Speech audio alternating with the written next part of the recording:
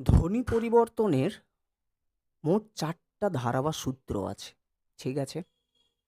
প্রথম হচ্ছে ২ নাম্বার পকেটে ঢুকিয়ে নাও। 99.9% চান্স আছে এইবারে তোমাদের পরীক্ষাতে এই প্রশ্নটা আসার যে ধ্বনি পরিবর্তনের কটি ধারা বা সূত্র এবং সেই ধারা বা সূত্রগুলি কি, কি? কটি ধারা বা সূত্র বলে ফেলো একটু আমাকে। 4টা। ৪টে। খুব ভালো করে এটা 4টে। কিন্তু মাইন্ড ম্যাপের মতো করে ঢুকিয়ে নেবে।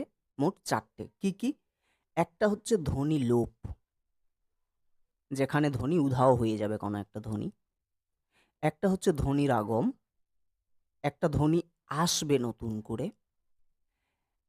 একটা হচ্ছে ধ্বনি রূপান্তর, একটা হচ্ছে ধ্বনি স্থানান্তর। এই ৪টে পয়েন্ট খুব ভালো করে কিন্তু মনে রাখবে। এই ৪টি ধারার মধ্য দিয়ে ধ্বনি পরিবর্তন ঘটে। একটা হচ্ছে ধ্বনি লোপ, একটা হচ্ছে ধ্বনির আগম, একটা হচ্ছে ধ্বনি রূপান্তর, একটা হচ্ছে ধ্বনি স্থানান্তর। ক্লিয়ার হয়েছে বিষয়টা? তাহলে আমরা ৪টি ধারা পেলাম। এই ৪টি ধারা কিন্তু ভালো করে মনে রাখবে। ক্লিয়ার? এইটা কিন্তু তোমাদের ২ নাম্বারের প্রশ্ন আসতে পারে, আসতে পারে নয়, আশা রাখছি তোমাদের এইবারের পরীক্ষাতে আসার প্রবল চান্স কিন্তু রয়েছে। কেমন? ওকে। কপালটা টানে দে ভাই। বিবেক, লাগাইস না বাইরে থেকে। ওকে। তো দেখো, এরপরে আমরা ডিটেলসে চলে যাব। দেখো, ব্যাকরণের বিষয় একটু ধীরে সুস্থে, তবে বেশি চাপ নিয়ে ক্লাসটা করবে না, হ্যাঁ? ধ্বনি লোপটা আমরা ধ্বনি আগম বোঝার পরে আমরা আলোচনা করব, কারণ এই ধ্বনির আগমের ক্ষেত্রে একটা বিষয় আছে, সেটা হচ্ছে স্বরভক্তি বা বিপ্রকর্ষ। আর একটা বিষয় আছে, সেটা হচ্ছে সম্প্রকর্ষ। তো প্রথমে আমাদেরকে ভালো করে স্বরভক্তি বা বিপ্রকর্ষ জিনিসটা কি এটা আমাদেরকে জানতে হবে। ওইটা হচ্ছে ফার্স্ট ধাপ। তারপরে আমাদেরকে সম্প্রকর্ষ সম্পর্কে জানতে হবে। সেই জন্য আমরা আগমটাকে একটু বেছে নেব প্রথমে। আমরা এইটা দিয়ে শুরু করব। এইটা আলোচনা করার পরে আমরা ধ্বনির লোপে ঢুকবো। ঠিক আছে? ওকে? তো এইটা একটু পরে আমরা আসছি। কারণ এখানে একটা বোঝার বিষয় রয়েছে। সে কারণে বললাম। ওকে? তো দেখো, চলে এসো। ধ্বনির আগম। ধ্বনি মানে তোমরা সকলেই জানো, যার নির্দিষ্ট একটা অর্থ আছে, তাই না? এটা তো জানো সবাই। ধ্বনি কাকে বলে বলো? বলে ফেলো। তো মানুষের বাড়ির ভিতর থেকে নির্গত যে কোনো শব্দ যদি উম আহ, কোনো অর্থ বহন করে তখন তাকে ধ্বনি বলি। একদম ঠান্ডা মাথায় ক্লাস করবে, হ্যাঁ? মানে একদম তোমরা সেই জড়তা নয়, নিজের মনের মতো করে উত্তর দাও, নাহলে হবে না। ব্যাকরণ কথা বলতে হবে একে অপরের সাথে, হ্যাঁ? আর আগম মানে কি? এবারে বলো, আগম মানে কি? সেটা আশা। আগম মানে আগম মানে হচ্ছে আশা। তাহলে কার আসার কথা হচ্ছে এখানে? ধ্বনির। ধ্বনি। ধ্বনি। তাহলে আমরা এইটুকু বুঝলাম। এবার ধ্বনি কোথায় আসে? গাড়িতে? বাসে? মুখে? মুখে তো আসে। কিন্তু মুখে আসে, কিন্তু সেটা আমরা ধ্বনিটা পাই কোথায়? অ্যাকচুয়ালি তো শব্দে, তাই না? শব্দের ভিতরে তো ধ্বনি ধ্বনি ঢুকে থাকে, হ্যাঁ কি না? তাই তো রে? একটা শব্দের ভিতরে তো হ্যাঁ স্যার। ধ্বনি ঢুকে থাকে। সেই জন্য তো ক্ষুদ্রতম একক বলা হয় ধ্বনিকে। তাহলে ধ্বনির আগমটা কোথায় ঘটবে? একটা শব্দের মাঝে। একটা শব্দের শুরুতে হতে পারে, একটা শব্দের মাঝে আসতে পারে, এবং একটা শব্দের শেষেও একটা ধ্বনি অ্যাড হয়ে যেতে পারে। কেন অ্যাড হয়? অ্যাড হয় এই কারণে, নিজেদের আমাদের উচ্চারণের সুবিধার জন্য, আমাদের নিজেদের সুবিধার জন্য আমরা অ্যাড করে নিই। যেমন ধরো, তোমরা বিদ্যালয়ের ইংরেজি কি? স্কুল। বলো, সবাই বলো, কথা বলতে হবে আমার সাথে, নাহলে ব্যাকরণ জীবনে শিখতে পারবে না। বলো, বিদ্যালয়ের ইংরেজি কি? স্কুল। হ্যাঁ। কেউ কি কেউ কি এটা বললে কেউ কি এটা বলেছ? ভালো করে দেখো তো। আমরা উচ্চারণ করি কি, খুব সামনে একটা ই নিয়ে আসি। আনি তো? বলো, আনি কি আনি না? হ্যাঁ স্যার। আনি তো? তাহলে এই জায়গাটাই হচ্ছে বিষয়, যে আমাদের নিজেদের উচ্চারণের, সেটা সৌন্দর্যতা বলো, সেটাকে আমরা সহজ করার জন্য বা সরলতা করার জন্য বলো, কিংবা আমাদের নিজেদের সুবিধার কারণে বলো, আমরা একটা ধ্বনি যখন অ্যাড করে নিই, সেটা শব্দের শুরুতে হতে পারে, শব্দের মাঝে হতে পারে, কিংবা শব্দের শেষে হতে পারে, সেটাকেই আমরা কি বলে থাকি সাধারণত? ধ্বনির আগম বলে থাকি। এবার আমরা চলে আসি জায়গাটাতে, দেখো ভালো করে লেখা রয়েছে যে শব্দ উচ্চারণের সময় উচ্চারণে সরলতা বা সৌন্দর্য আনার জন্য শব্দ মধ্যে কোনো কোনো ধ্বনির আগমন ঘটে থাকে, তাকেই ধ্বনির আগম বা ধ্বন্যাগম বলা হয়। তাহলে মেন বিষয় কি হলো, আমাদের উচ্চারণের সুবিধার জন্য এই জায়গাটা মনে রাখবে। যদি এটা কঠিন লাগে তাহলে এটা মনে রাখবে, আমাদের উচ্চারণের সুবিধার জন্য যদি আমরা কোনো নতুন স্বরের আগমন ঘটাই শব্দের মধ্যে, তখন সেটাকে ধ্বনির আগম বলা হয়ে থাকে। ক্লিয়ার জায়গাটা? বোঝা গেছে বিষয় কি বললাম? আমি ধ্বনির আগম বোঝাচ্ছি, হ্যাঁ। এবারে দেখো, এই ধ্বনির আগম সাধারণত দুই প্রকার। একটা হচ্ছে স্বরধ্বনির আগম, একটা হচ্ছে ব্যঞ্জন ধ্বনির আগম। তাহলে একটা বিষয় সবসময় মনে রাখবে, তোমরা ধ্বনি লোপ পড়ো বা ধ্বনির আগম পড়ো, সেখানে দুটোই ফান্ডা কাজ করবে। একটা হচ্ছে স্বরধ্বনি লোপ, যদি লোপের ক্ষেত্রে বলো, আর একটা হচ্ছে ব্যঞ্জন ধ্বনি লোপ। তাহলে ধ্বনির আগমের যেমন দুটো ভাগ, একটা স্বরধ্বনি আগম হতে পারে, অর্থাৎ স্বরের আগম হতে পারে, আর একটা ব্যঞ্জনের আগম হতে পারে, অর্থাৎ অ আর রস্বই দীর্ঘই রস্যৌ দীর্ঘই এইসবের আগমন হতে পারে স্বরের, কিংবা ক খ গ ঘ ঙ চ ছ বর্গা জ ঝ ঞ এইসবের ব্যঞ্জনের আগমন ঘটতে পারে। এটা হলো ধ্বনির আগম। আর ধ্বনির লোপ যদি বলা হয়, সেখানেও দুটো বিষয়ই কাজ করে। একটা হচ্ছে স্বরধ্বনি লোপ, একটা হচ্ছে ব্যঞ্জন ধ্বনি লোপ। তাহলে একটা বিষয় মাথার ভিতরে ঢুকলো তোমাদের, নোটস বড় হতে পারে, কিন্তু মাথার ভিতরে যদি ঢুকিয়ে নাও তাহলে সেটা কিন্তু খুব সহজেই লিখে দিতে পারবে। তাহলে মেন বিষয় হলো, আমরা ধ্বনির আগম আমরা বুঝলাম দুই প্রকার। কি কি একটু বলে ফেলো। স্বরধ্বনি আগম এবং ব্যঞ্জন ধ্বনি আগম। একটা হচ্ছে স্বরধ্বনির আগম আর একটা ব্যঞ্জন ধ্বনির আগম। আর যদি আমি বলি স্বরলোপ ক প্রকার? কি কি? স্বরলোপ। সেম জিনিস, শুধু আগমটাকে বদলে লোপ শব্দটা অ্যাড করে দাও। বলো, স্বরধ্বনি লোপ। স্বরলোপ। হ্যাঁ, একটা স্বরলোপ আর একটা হচ্ছে ব্যঞ্জন লোপ। ক্লিয়ার? ক্লিয়ার? এরপরে হ্যাঁ স্যার। দেখো, দুটো দুটোকে আমি কিন্তু মিক্সড করে জায়গাটা যাচ্ছি। এই স্বরধ্বনি আগম আবার তিন প্রকার, আবার ব্যঞ্জন ধ্বনির আগম হচ্ছে তিন প্রকার। আমি কি বললাম, আমাদের উচ্চারণের সুবিধার জন্য আমরা কোনো শব্দের মধ্যে, আমরা কোনো একটা শব্দের শুরুতে কোনো ধ্বনির আগমন ঘটাতে পারি, শব্দের মাঝে কোনো একটা ধ্বনির আগমন ঘটাতে পারি, বা কোনো একটা মানে শব্দের শেষে আমরা কোনো একটা ধ্বনির আগমন ঘটাতে পারি, তাই না? তাহলে ভাগ কি কি হবে? স্বরের ক্ষেত্রে তিন প্রকার। একটা হচ্ছে আদি স্বরাগম, যদি শব্দের শুরুতে কোনো একটা ধ্বনির আগমন ঘটে। একটা হচ্ছে মধ্য স্বরাগম, যদি মাঝে আগমন ঘটে। আর একটা হচ্ছে অন্ত স্বরাগম, যদি শেষে আগমন ঘটে। কার? না স্বরের। আর ব্যঞ্জনেরও তাহলে সে তিনটেই হবে, একটা আদি ব্যঞ্জনাগম, একটা মধ্য ব্যঞ্জনাগম, আর একটা হচ্ছে অন্ত ব্যঞ্জনাগম। তাহলে এরপরে এটা যেহেতু বুঝলে, তাহলে স্বরলোপের ক্ষেত্রে কটা, স্বরলোপের কটা ইয়ে হবে, ভাগ হবে? তিনটে। আদি স্বরলোপ, মধ্য স্বরলোপ, অন্ত স্বরলোপ। ক্লিয়ার? আর ব্যঞ্জন লোপের ক্ষেত্রে তিনটে, আদি ব্যঞ্জন লোপ, মধ্য ব্যঞ্জন লোপ, দেন শেষেরটা কি? অন্ত ব্যঞ্জন লোপ। ক্লিয়ার জায়গা? ক্লিয়ার? ক্লিয়ার হয়ে গেছে? ওকে, তাহলে এরপরে চলে আসবো আমরা স্বরধ্বনি আগম। এরপরে আমরা দেখো, ভালো করে দেখো, এইখানে স্বরধ্বনি আগম আমরা পেয়েছি, প্রথমে দুটো ভাগ পেলাম তো ধ্বনির আগমের, একটা স্বরধ্বনি আগম, একটা ব্যঞ্জন ধ্বনি আগম। তাহলে আমরা স্বরধ্বনি আগম, দেখো স্বরধ্বনি আগম কাকে বলবো?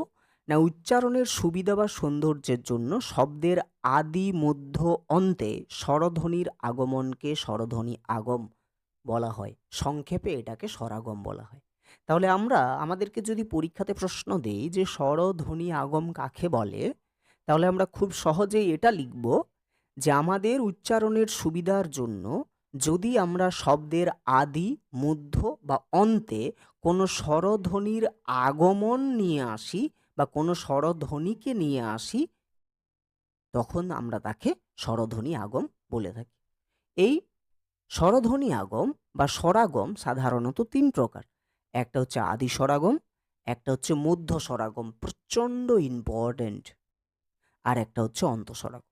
আদি স্বরাগম সবাই জানো, অন্তঃস্বরাগম সবাই জানো, মধ্য স্বরাগম সবাই জানো, কিন্তু এর ভিতরে যে দুটো বিষয় রয়েছে, এই দুটো বিষয় জানার জন্যই এই ক্লাসটা। বাকি তোমরা সব কিছুই জানো বা বোঝো। তো আমরা প্রথমে জেনে নেব আদি স্বরাগম জিনিসটা কি। তাহলে আদি স্বরাগম মানে কি? শুরুতে কোনো একটা শব্দের শুরুতে কি হবে, কি ঘটবে, বলে ফেলো, কি ঘটবে, ধ্বনির আগমন ঘটবে। কি ধ্বনির আগমন ঘটবে ভাই, সেটা তো বলো। স্বরধ্বনির গুড, আগমন ঘটবে। ধ্বনি তো অনেক হয়।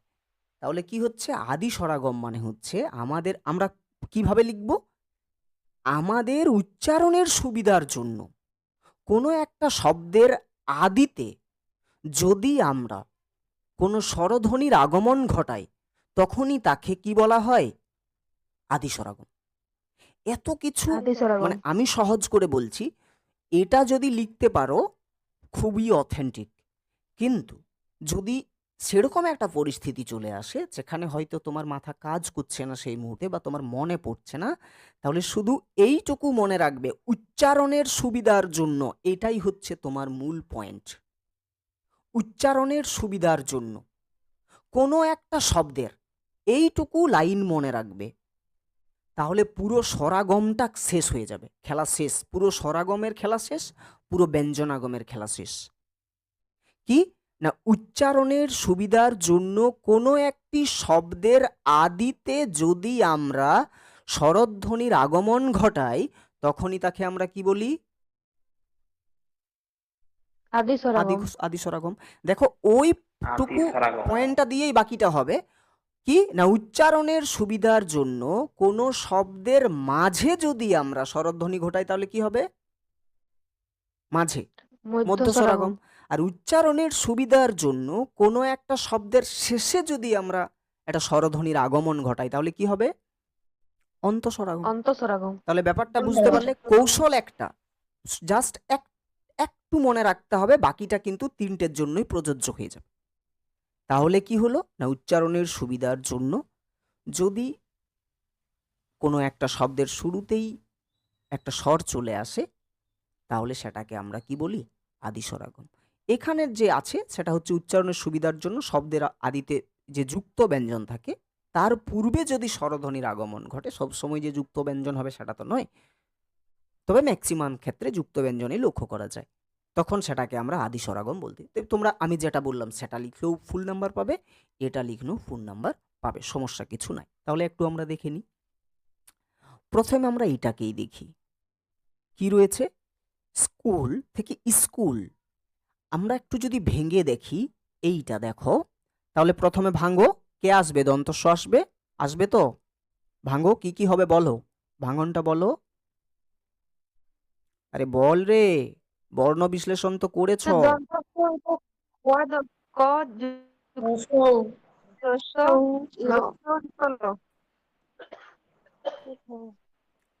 শেষে একটা অ হবে, হ্যাঁ, বর্ণ বিশ্লেষণ করছো পাগলরা। তাহলে এইটা হলো আসল খেলা, দন্তস্ব ক উ ল অ, ঠিক আছে, এটা হচ্ছে স্কুল। তো এরপরে দেখো, বাকিটা দেখো সব ঠিক আছে, আসছে শুধু সামনেটাতে রস্বই অ্যাড হয়ে যাচ্ছে, বাকিটা এটাই আছে, তাই না, বাকিটা তো এটাই আছে। তাহলে আগমন কার ঘটলো, কোথায় ঘটেছে, রস্বইর কোথায় ঘটেছে, প্রথমে। শুরুতে। তাহলে স্কুল থেকে স্কুল, স্পর্ধা, স্পর্ধা থেকে আস্পর্ধা, দেখো আ এসেছে, আ এসেছে, স্টেট থেকে স্টেট, দেখো এ এসেছে, স্টেশন থেকে স্টেশন, মনে রাখবে এইটা উদাহরণ এবং এই দুটো উদাহরণ পরীক্ষাতে বারবার আসে। হয়তো দিয়ে দিল স্টেশন থেকে স্টেশন, কি ধরনের ধ্বনি পরিবর্তন, কি হবে এখানে? স্যার আদি এখানে ধ্বনি পরিবর্তনের কোন সূত্র ব্যবহার হয়েছে? আদি স্বরাগম ঘটেছে এখানে, তাই না? ক্লিয়ার হয়েছে জায়গাটা? মনে অনেকগুলো পয়েন্ট আছে নুনুরা, যে কোনো নিজেদের ইচ্ছে মতো নিজেদের সুবিধা মতো জাস্ট দুটো করে উদাহরণ কিন্তু লিখবে, বেশি না, দুটো করে নিজেদের মতো, যেটা তোমাদের মনে থাকবে। স্ক্রু থেকে স্ক্রু, স্কেল থেকে স্কেল, হ্যাঁ, স্টেশন থেকে স্টেশন। বুঝতে পারছো কি বললাম আমি? হুম, ক্লিয়ার? বলো আদি স্বরাগম ক্লিয়ার হয়েছে? আদি স্বরাগম হ্যাঁ ক্লিয়ার? ওকে, এরপরে চলে এসো মধ্য স্বরাগম। এটা প্রচন্ড ইম্পর্টেন্ট এই কারণেই, কারণ এখানে আছে স্বরভক্তি আর এখানে আছে বিপ্রকর্ষ। বিপ্রকর্ষ কোনোদিন বলবে না, উচ্চারণ কখনো বিপ্রকর্ষ করবে না। যদি বিপ্রকর্ষ করে দাও তাহলে বিপ্র শব্দের অর্থ হয়ে যাবে ব্রাহ্মণ। বিপ্রকর্ষ, ঠিক আছে? নষ্ট হয়েছে যে আকর্ষণ, সেটাকে বলা হয় বিপ্রকর্ষ। কি বলবে?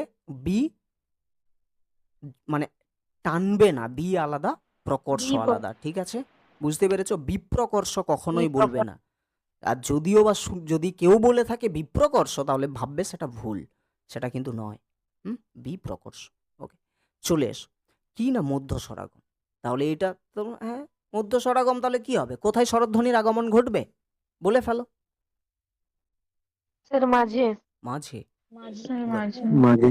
তাহলে দেখো, উচ্চারণের সুবিধার জন্য যদি কোনো একটা শব্দের মাঝে কি হয়, স্বরধ্বনির আগমন ঘটে, তখন তাকে আমরা মধ্য স্বরাগম বলে থাকি। যেমন ধরো এই যে বয়ন, বয়ন থেকে বয়ান, দেখো ব, ব যুক্ত অ যুক্ত অন্তস্থ অ যুক্ত অ যুক্ত দন্তন্য যুক্ত অ, তাই তো? এইটা তো হ্যাঁ স্যার একটু ভালো করে হ্যাঁ দেখ স্যার তো, এইখানটাতে আ এসেছে, আ এসেছে, তাহলে হ্যাঁ এইখানটাতে এইটা অ না হয়ে এইটা কি হবে? আ হবে এই জায়গাটাতে, তাই না? হ্যাঁ কি না? তাহলে মাঝটাতে দেখো আসছে তো, মাঝটাতে আসছে তো আটা। তাহলে কোথায় এসছে স্বরধ্বনি? এসছে কোথায়? এসেছে মাঝে মাঝে। শয়ন থেকে শয়ান এসেছে কোথায়? মাঝে। ঠান্ডাটা এরপরে এই জায়গাতে। এছাড়াও উচ্চারণের সুবিধার জন্য শব্দ মধ্যস্থ যুক্ত ব্যঞ্জন ভেঙে তার মাঝে স্বরধ্বনির আগমনকে বিশেষ অর্থে মধ্য স্বরাগম বলা হয়। তাহলে ভালো করে এই পয়েন্টটা বুঝবে। ধরো উচ্চারণের সুবিধার জন্য কোনো একটা যুক্ত ব্যঞ্জনকে আমরা ভেঙে নিয়ে কোনো একটা স্বরধ্বনি যখন নিয়ে আসি, সেটাকেও কিন্তু আমরা মধ্য স্বরাগম বলে থাকি। যে কোনো একটা পয়েন্ট লেখো, কোনো সমস্যা নেই, এটাও লিখতে পারো, এটাও লিখতে পারো, এটাও লিখতে পারো। উচ্চারণের সুবিধার জন্য মাঝে আসছে, আবার উচ্চারণের সুবিধার জন্য কি, যদি কোনো একটা শব্দের মাঝে যুক্ত ব্যঞ্জন থাকে সেটাকে ভেঙে নিয়ে যদি আমরা কোনো স্বরধ্বনির আগমন ঘটাই, তখন তাকে আমরা মধ্য স্বরাগম বলে থাকি। তো যদি যুক্ত ব্যঞ্জনের ক্ষেত্রে লিখে থাকো তাহলে যুক্ত ব্যঞ্জনের উদাহরণ দেবে, আর যদি নর্মাল লিখে থাকো তাহলে দুটোরই উদাহরণ দিতে পারো, কোনো সমস্যা নাই। দেখো এবারে দেখো এই যুক্ত ব্যঞ্জনটাকে ভাঙবো। এখানে কি রয়েছে? এটা ভক্তি থেকে কি আছে বলো, সবাই বলো, ভালো করে পয়েন্টটা বোঝো। যে উচ্চারণের সুবিধার জন্য শব্দ মধ্যস্থ মানে একটা শব্দের মাঝে, তাহলে প্রথমে শব্দটাকে না ভক্তি, শব্দের মাঝে যুক্ত ব্যঞ্জন আছে, ভালো করে দেখো এইটা মানে কি ক, তো ক আর ত যুক্ত আছে তো, হ্যাঁ কি না? কওয়াত্ত যুক্ত আছে তো? হ্যাঁ স্যার। কওয়াত্ত যুক্ত আছে। এই দুটোকে ভেঙে আমাদের নিজেদের সুবিধার জন্য আমরা কি করছি? ভকতি। বেশি ভকতি দেখাস না, যদিও আমরা খুব স্পিডের সহকারে আমরা এই ধরনের বলে থাকি, যাই হোক। তবে আমরা দেখবে আমরা বলি আমাদের নিজেদের উচ্চারণের সুবিধার জন্য মাঝে একটা স্বর নিয়ে চলে আসি, ভক্তি থেকে ভকতি। তাহলে দেখো এইখানে ভালো করে লক্ষ্য করো, এইটাকে ভাঙছি, যুক্ত অ যুক্ত কে আছে প্রথমে? ক যুক্ত ত যুক্ত রস্বই। এইটা তো? এইটা তো? হ্যাঁ কি না? এইটা তো? এবার হ্যাঁ ভালো করে এইটাকে যখন ভাঙবে তখন কি হবে? যুক্ত অ যুক্ত ক যুক্ত অ। দেখো মাঝটাতে একটা অ আসছে, ক যুক্ত অ যুক্ত ত যুক্ত রস্বই। বলো, ক আর ত এর মাঝে অ এলো? ক আর ত এর মাঝে অ এসছে এখানে? এখানে কি ক হ্যাঁ। আর ত এর মাঝে অ ছিল? এসেছে। অ ছিল এখানে, ক এর ত এর মাঝে না। ছিল না। না। তাহলে কি হলো? ভক্তি থেকে ভকতি। তাহলে কি করলাম না, উচ্চারণের সুবিধার জন্য শব্দের মাঝে যদি কোনো যুক্ত ব্যঞ্জন থাকে সেটাকে ভেঙে যদি কোনো স্বরধ্বনির আগমন ঘটে তখনও সেটা এক ধরনের আমাদের মধ্য স্বরাগম হয়ে থাকে। ক্লিয়ার হয়েছে জায়গাটা? তবে আমরা এত ঝামেলার ভিতরে যাব না, আমরা শুধু এইটা মনে রাখবো কি না, উচ্চারণের সুবিধার জন্য শব্দের মাঝে যদি আমরা কোনো স্বরধ্বনির আগমন ঘটাই তখনই তাকে আমরা মধ্য স্বরাগম বলে থাকি। সেটা বয়ন থেকে বয়ান লিখতে পারো, ভক্তি থেকে ভকতি লিখতে পারো, বা দর্শন থেকে দর্শনও লিখতে পারো, যেটা ইচ্ছে তোমার। ক্লিয়ার হয়েছে জায়গা? আসল খেলা এরপরে আসছে। বলো, ক্লিয়ার? হ্যাঁ স্যার। হ্যাঁ স্যার। বোঝাতে পারছি তো? আসলে ব্যাকরণ জিনিস তো, বুঝতে পারছিস তো তোরা? হ্যাঁ স্যার। হ্যাঁ। হ্যাঁ স্যার। এরপরে আসল জায়গা, প্রচন্ড ইম্পর্টেন্ট, ক্ষুধার্ত বাঘের মতো ঝাঁপিয়ে পড়তে হবে এই জায়গাটাতে। কেমন ভাবে দেখো না, মধ্য স্বরাগমের একটি বিশেষ ক্ষেত্র স্বরভক্তি বা বিপ্রকর্ষ নামে পরিচিত। তাহলে পরীক্ষাতে যদি প্রশ্ন দেওয়া হয় মধ্য স্বরাগমের অপর নাম কি, স্বরভক্তিও লিখতে পারো, স্বরভক্তি বা বিপ্রকর্ষ। বোঝা গেল জায়গাটা? তাহলে বলে ফেলো আমাকে, মধ্য স্বরাগমের অপর নাম কি? স্বরভক্তি। স্বরভক্তি বা বিকজ স্বরভক্তি বা বিপ্রকর্ষ। এখানে একটা একটু মজার কাহিনী তোমাদেরকে জেনে বুঝতে হবে বিষয়টা, নাহলে একটু সমস্যা হবে। প্রথমে আমরা জানব যে এই মধ্য স্বরাগমকে স্বরভক্তি কেন বলা হয়। কেন বলা হয় স্বরভক্তি? দেখো, আমরা প্রথমে সংজ্ঞাটা একটু জানব যে শব্দ মধ্যস্থ যুক্ত ব্যঞ্জনকে স্বর দ্বারা বিভাজন করা হয় স্বরভক্তিতে। অর্থাৎ ধ্বনি পরিবর্তনের যে রীতিতে শব্দ মধ্যস্থ যুক্ত ব্যঞ্জনের উচ্চারণ কষ্টকে লাঘব করার জন্য যুক্ত ব্যঞ্জনকে স্বরধ্বনি দ্বারা বিভাজন বা পৃথক করা হয় তাকেই স্বরভক্তি বলা হয়। তাহলে ব্যাপারটা কি হলো? ব্যাপারটা হলো আমাদের উচ্চারণের সুবিধার জন্য যুক্ত ব্যঞ্জনকে ভেঙে, বা আমাদের উচ্চারণের সুবিধার জন্য, বা আমরা এইভাবে বলতে পারি ধ্বনি পরিবর্তনের যে রীতিতে শব্দের মাঝে অবস্থিত যুক্ত ব্যঞ্জনের উচ্চারণকে সহজ করার জন্য স্বরধ্বনিকে নিয়ে এসে সেই যুক্ত ব্যঞ্জনকে ভেঙে দেওয়ার যে রীতি, সেটাকে আমরা কি বলে থাকি? স্বরভক্তি। এরপরে এই জায়গাটা তোমাদেরকে একটু অন্য রকম করে বুঝতে হবে, একটু অন্য রকম করে। একটু ভালো করে দেখো, একটু ভালো করে দেখো, জাস্ট এই ভক্তিটাকেই দেখো। দেখো এই যে ভ যুক্ত অ, তারপরে কে রয়েছে এখানে? আমাদের কে আছে বলো? ক যুক্ত ত যুক্ত রস্বই। দেখো তো এই ক আর ত একদম লেপটা লেপটি হয়ে জড়িয়ে আছে কিনা একটু ভালো করে দেখো তো, একটু দেখো তো ভালো করে, দেখো দেখো। হ্যাঁ স্যার। গুড। তাহলে এই দুজন লেপটা লেপটি হয়ে জড়িয়ে আছে। তাহলে এই দুজনকে কে ভাঙতে পারে? কে এলে ভাঙতে পারে? কাকে নিয়ে এলে ভাঙতে পারে? কোন ধ্বনিকে আনলে ভাঙা যেতে পারে? স্বরধ্বনিকে। তাহলে এখানে এখানে স্বরধ্বনি কে এসে ভেঙেছে? অ। ও গুড। এরপর একটু চলে যাও, এবার জাস্ট এইটা মানে মাথায় রেখে একটু চলো। একটা পরিবেশকে কল্পনা করো। এটা প্রসেনজিৎ, মানে আমার ছোটবেলাকার একজন, মানে আমার পছন্দের নেতা ছিল আর কি, সরি নায়ক ছিল আর কি, নেতা নয়। তো প্রসেনজিৎকেই বলছি। প্রসেনজিৎ এবং তার মা, এই দুজন প্রচুর লেপটালেপটি হয়ে থাকে, মানে বাৎসল্য প্রেম আর কি।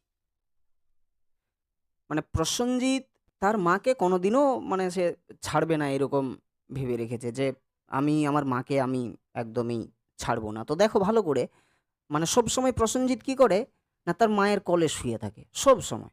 মানে যখনই ফাঁকা পাই তখনই এসে নিয়ে তার মায়ের কোলটাতে ঝাঁপিয়ে দিল, লাফালাফি করে বেড়াবে তার মায়ের কোলে। তাহলে ভালো করে দেখো, এখানে প্রসেনজিৎ হচ্ছে আমাদের, ক হচ্ছে প্রসেনজিৎ, আর ত হচ্ছে প্রসেনজিতের মা। তাহলে এইটা হচ্ছে কোলটা মায়ের। আর প্রসেনজিৎ সবসময় কি করে, তার মায়ের কোলে এসে নিয়ে মাথাটা দুড়াম দুড়ুম করে, মানে তার মায়ের কোলেই লাফালাফি করে সবসময়। এরা দুজন সবসময় লেপটা লেপটি হয়ে থাকে। তো ধরো প্রসেনজিৎ আমার ক্লাস করছে, আমার ক্লাস তো করেনি, হয়তো রঞ্জিত মল্লিকের হয়তো ক্লাস করছিল ধরো, কিংবা সাপোজ ধরে নাও আমার এই ক্লাস করছিল, কিংবা নায়ককে ছেড়ে দাও, এ আমাদের জনসাধারণের মতো আর 5 জনের মতো প্রসেনজিৎ, সে আমার ক্লাস করছিল। এবার ক্লাস করার শেষ হয়ে গেল, ক্লাস করা শেষ হওয়ার পরেই সে দড়াম করে তার মায়ের কাছে চলে গেছে, মা নিপেন খেপার ক্লাস শেষ হয়ে গেছে, খেতে দাও মা, মা খেতে দাও, খিদা লাগছে, মা জামা দাও, স্নান করব, গামছা দাও, মা খাওয়া হয়ে গেল, মা আমি একটু ঘুমোবো, এবারে মাথাটা টিপে দাও। মানে একদম লেপটা লেপটি ভাব সব সময়, মানে এটা বাৎসল্য প্রেম। মানে একদম প্রসেনজিৎ তার মাকে ছাড়বেই না। এবার প্রসেনজিৎ বড় হচ্ছে, আর বড় যদি হয় তাহলে মাও, দেখো মাও তো বয়স্ক হচ্ছে, মা যত বয়স্ক হবে মায়ের ইচ্ছে কি থাকে বলো? ঘরে কাকে নিয়ে আসার ইচ্ছে থাকে বলে ফেলো। এটা কিন্তু বউকে। বুঝবে কিন্তু ভালো করে, না হলে কিন্তু স্বরভক্তি পুত্রবধূ। জীবনে বুঝতে পারবে না। আমি আগেই বলে দিলাম, এই সংজ্ঞাতে স্বরভক্তি বোঝা যায় না। তার কাকে নিয়ে আসার ইচ্ছে, বউকে না বৌমাকে? মা বউ নিয়ে আসবে, বৌমাকে বৌমাকে। তাহলে বৌমাকে নিয়ে আসবে। তাহলে মায়ের মনে মনে ইচ্ছে হলো যে হয়ে গেছে বয়সটা, তো একটা বৌমা নিয়ে আসার। তাহলে তার ছেলেকে বলছে, মানে নিপেন খেপার ক্লাস করে নিয়ে মায়ের কোলে গড়াগড়ি খাচ্ছে, তো কে?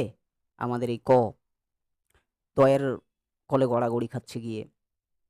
বলছে, অর্থাৎ প্রসেনজিতের মা বলছে, ছেলে শোন, তোকে না বিয়ে দেবো, বৌমা নিয়ে আসতে হবে। তখন প্রসেনজিৎ বলছে, না মা না, আমি বিয়ে করব না মা, না মা আমি বিয়ে করব না মা। এবার বিয়ে করবে না কারণটা কি?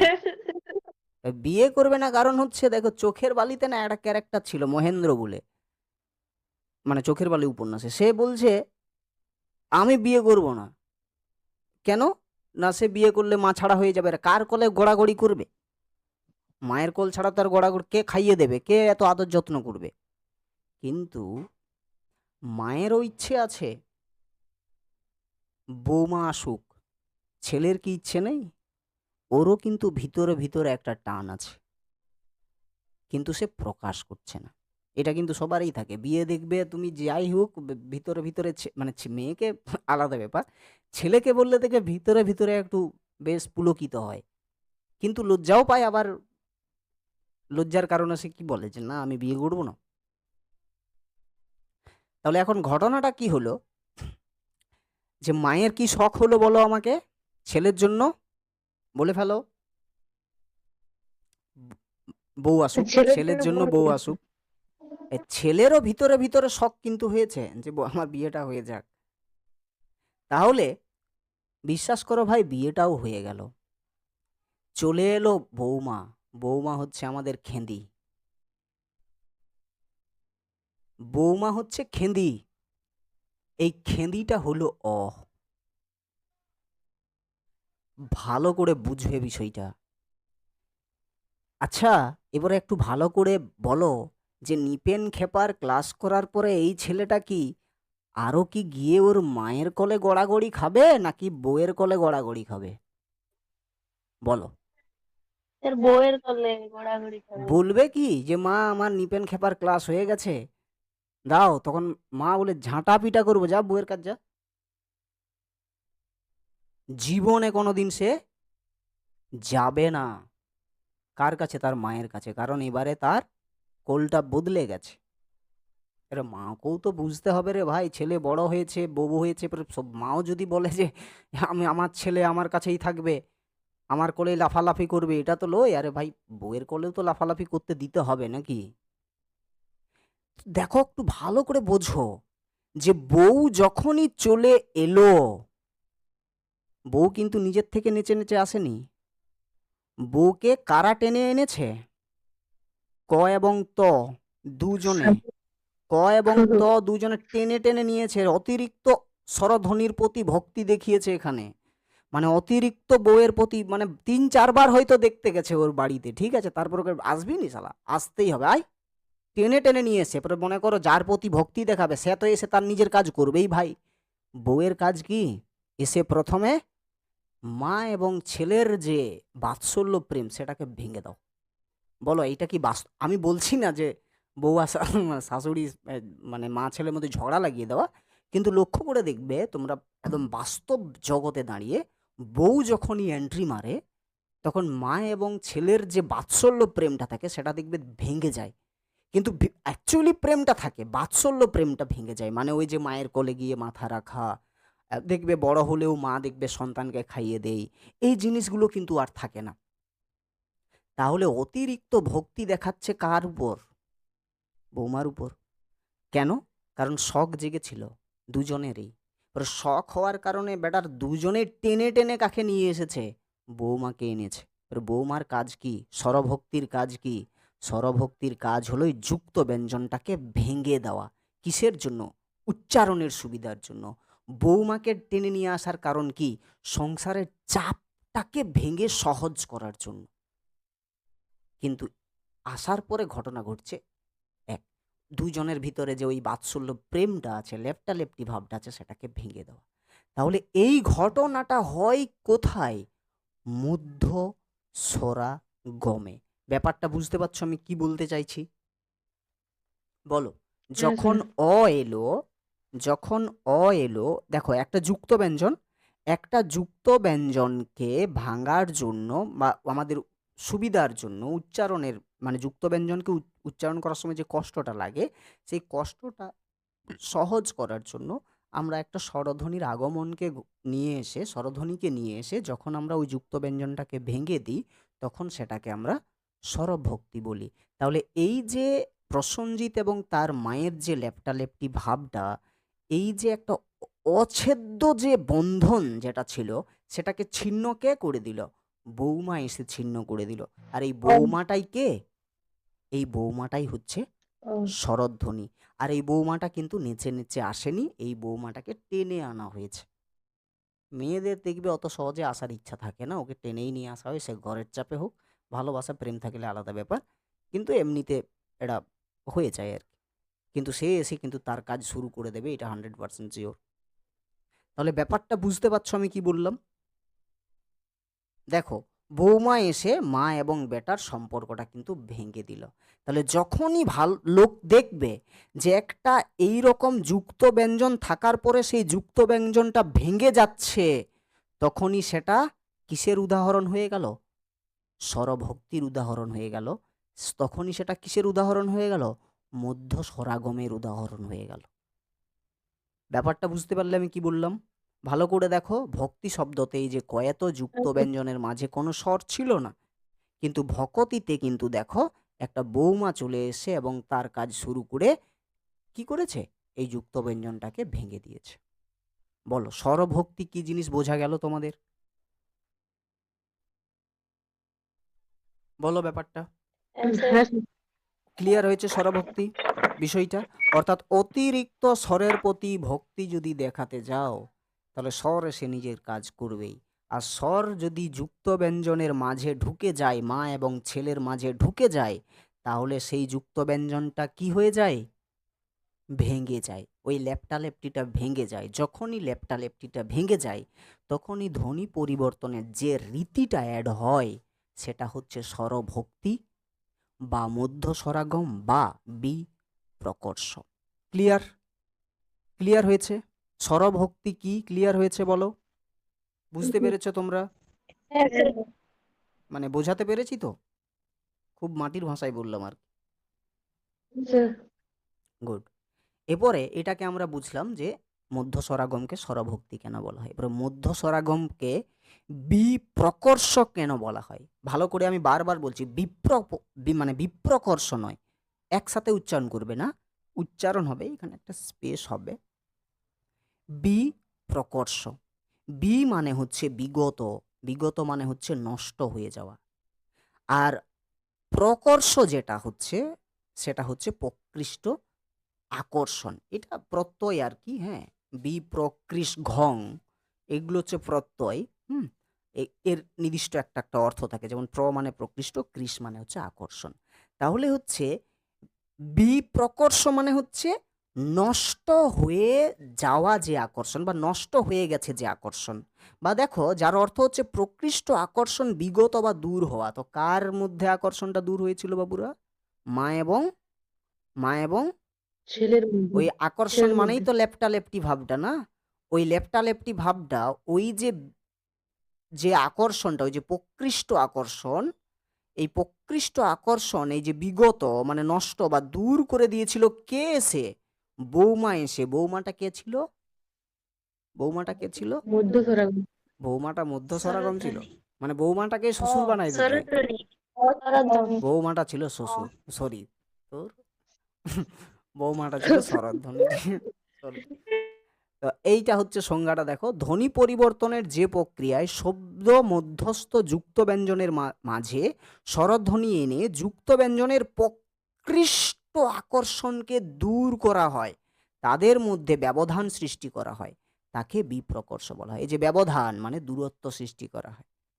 বোঝা গেল বিষয়টা? অর্থাৎ ধ্বনি পরিবর্তনের যে রীতিতে শব্দের মাঝে যুক্ত ব্যঞ্জন বা শব্দ মধ্যস্থ, বা আমরা এইভাবে বলতে পারি, ধ্বনি পরিবর্তনের যে প্রক্রিয়ায় শব্দের মাঝে যদি যুক্ত ব্যঞ্জন থাকে, সেই যুক্ত ব্যঞ্জনের মাঝে স্বরধ্বনি এনে যুক্ত ব্যঞ্জনের মধ্যে যে প্রকৃষ্ট আকর্ষণ, সেই আকর্ষণকে ভেঙে দেই যে প্রক্রিয়ায়, তাকে আমরা কি বলি? বিপ্রকর্ষ। কি বলি? বিপ্রকর্ষ। বোঝা গেল বিষয়টা? অর্থাৎ যে ধ্বনি পরিবর্তনের যে রীতিতে যুক্ত ব্যঞ্জনের প্রকৃষ্ট আকর্ষণকে দূর করে দেই বা ব্যবধান সৃষ্টি করে ওই দুটো যুক্ত ব্যঞ্জনের মাঝে স্বরধ্বনি নিয়ে এসে, তাকেই আমরা কি বলি? বিপ্রকর্ষ। অর্থাৎ মা এবং ছেলের যে বাৎসল্য প্রেম, সেটা বৌমা এসে অর্থাৎ স্বরধ্বনি এসে যখন ভেঙে দেই, দূরত্ব সৃষ্টি করে দেই, তাদের প্রকৃষ্ট আকর্ষণকে দূর করে দেই, ব্যবধান সৃষ্টি করে দিই দুইজনের মাঝে, তখনই তাকে আমরা বলি বিপ্রকর্ষ।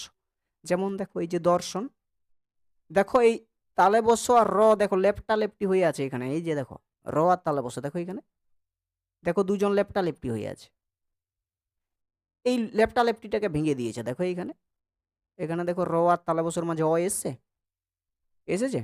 ভালো করে দেখো, এসেছ? হ্যাঁ কি না? ওই রে কোথায় হ্যাঁ গেল? স্যার। হ্যাঁ, এসছে। তাহলে এই হচ্ছে বিষয়। তাহলে যখনই দেখবে এরকম আর এইগুলা এগুলা দেখে ভাবো না যে এগুলো যুক্ত ব্যঞ্জন নয়। এগুলো কিন্তু যুক্ত, হ্যাঁ? সবসময় যে ওই যে কর্তার ভূতের মতো কয়ের ঘাড়ে গ আর গয়ের ঘাড়ে ঘ, বাদাম কাকা আসবে এমনটা নয়। এইগুলোও কিন্তু যুক্ত ব্যঞ্জন, হ্যাঁ? এটা তোমরা জানো সবাই। ঠিক? বোঝা গেল বিষয়টা? তো যখনই দেখবে যুক্ত ব্যঞ্জন ভেঙে তাদের দুজনের মাঝে যদি স্বর চলে আসে, তাহলে সেটাই কি হয়ে গেল? মধ্য স্বরাগম। সেটাই কি হয়ে গেল? স্বরভক্তি। সেটাই কি হয়ে গেল? বিপ্রকর্ষ। আর তাহলে সম্প্রকর্ষ কোনটা হবে? ওই যে বউ ডিভোর্স, তখন বউ ডিভোর্স হয়ে যাবে, বউও জ্বালাচ্ছে। বউকে ডিভোর্স দিয়ে আবার মা এবং ছেলের বাৎসল্য প্রেম চলে আসবে, মানে ভাঙাটা।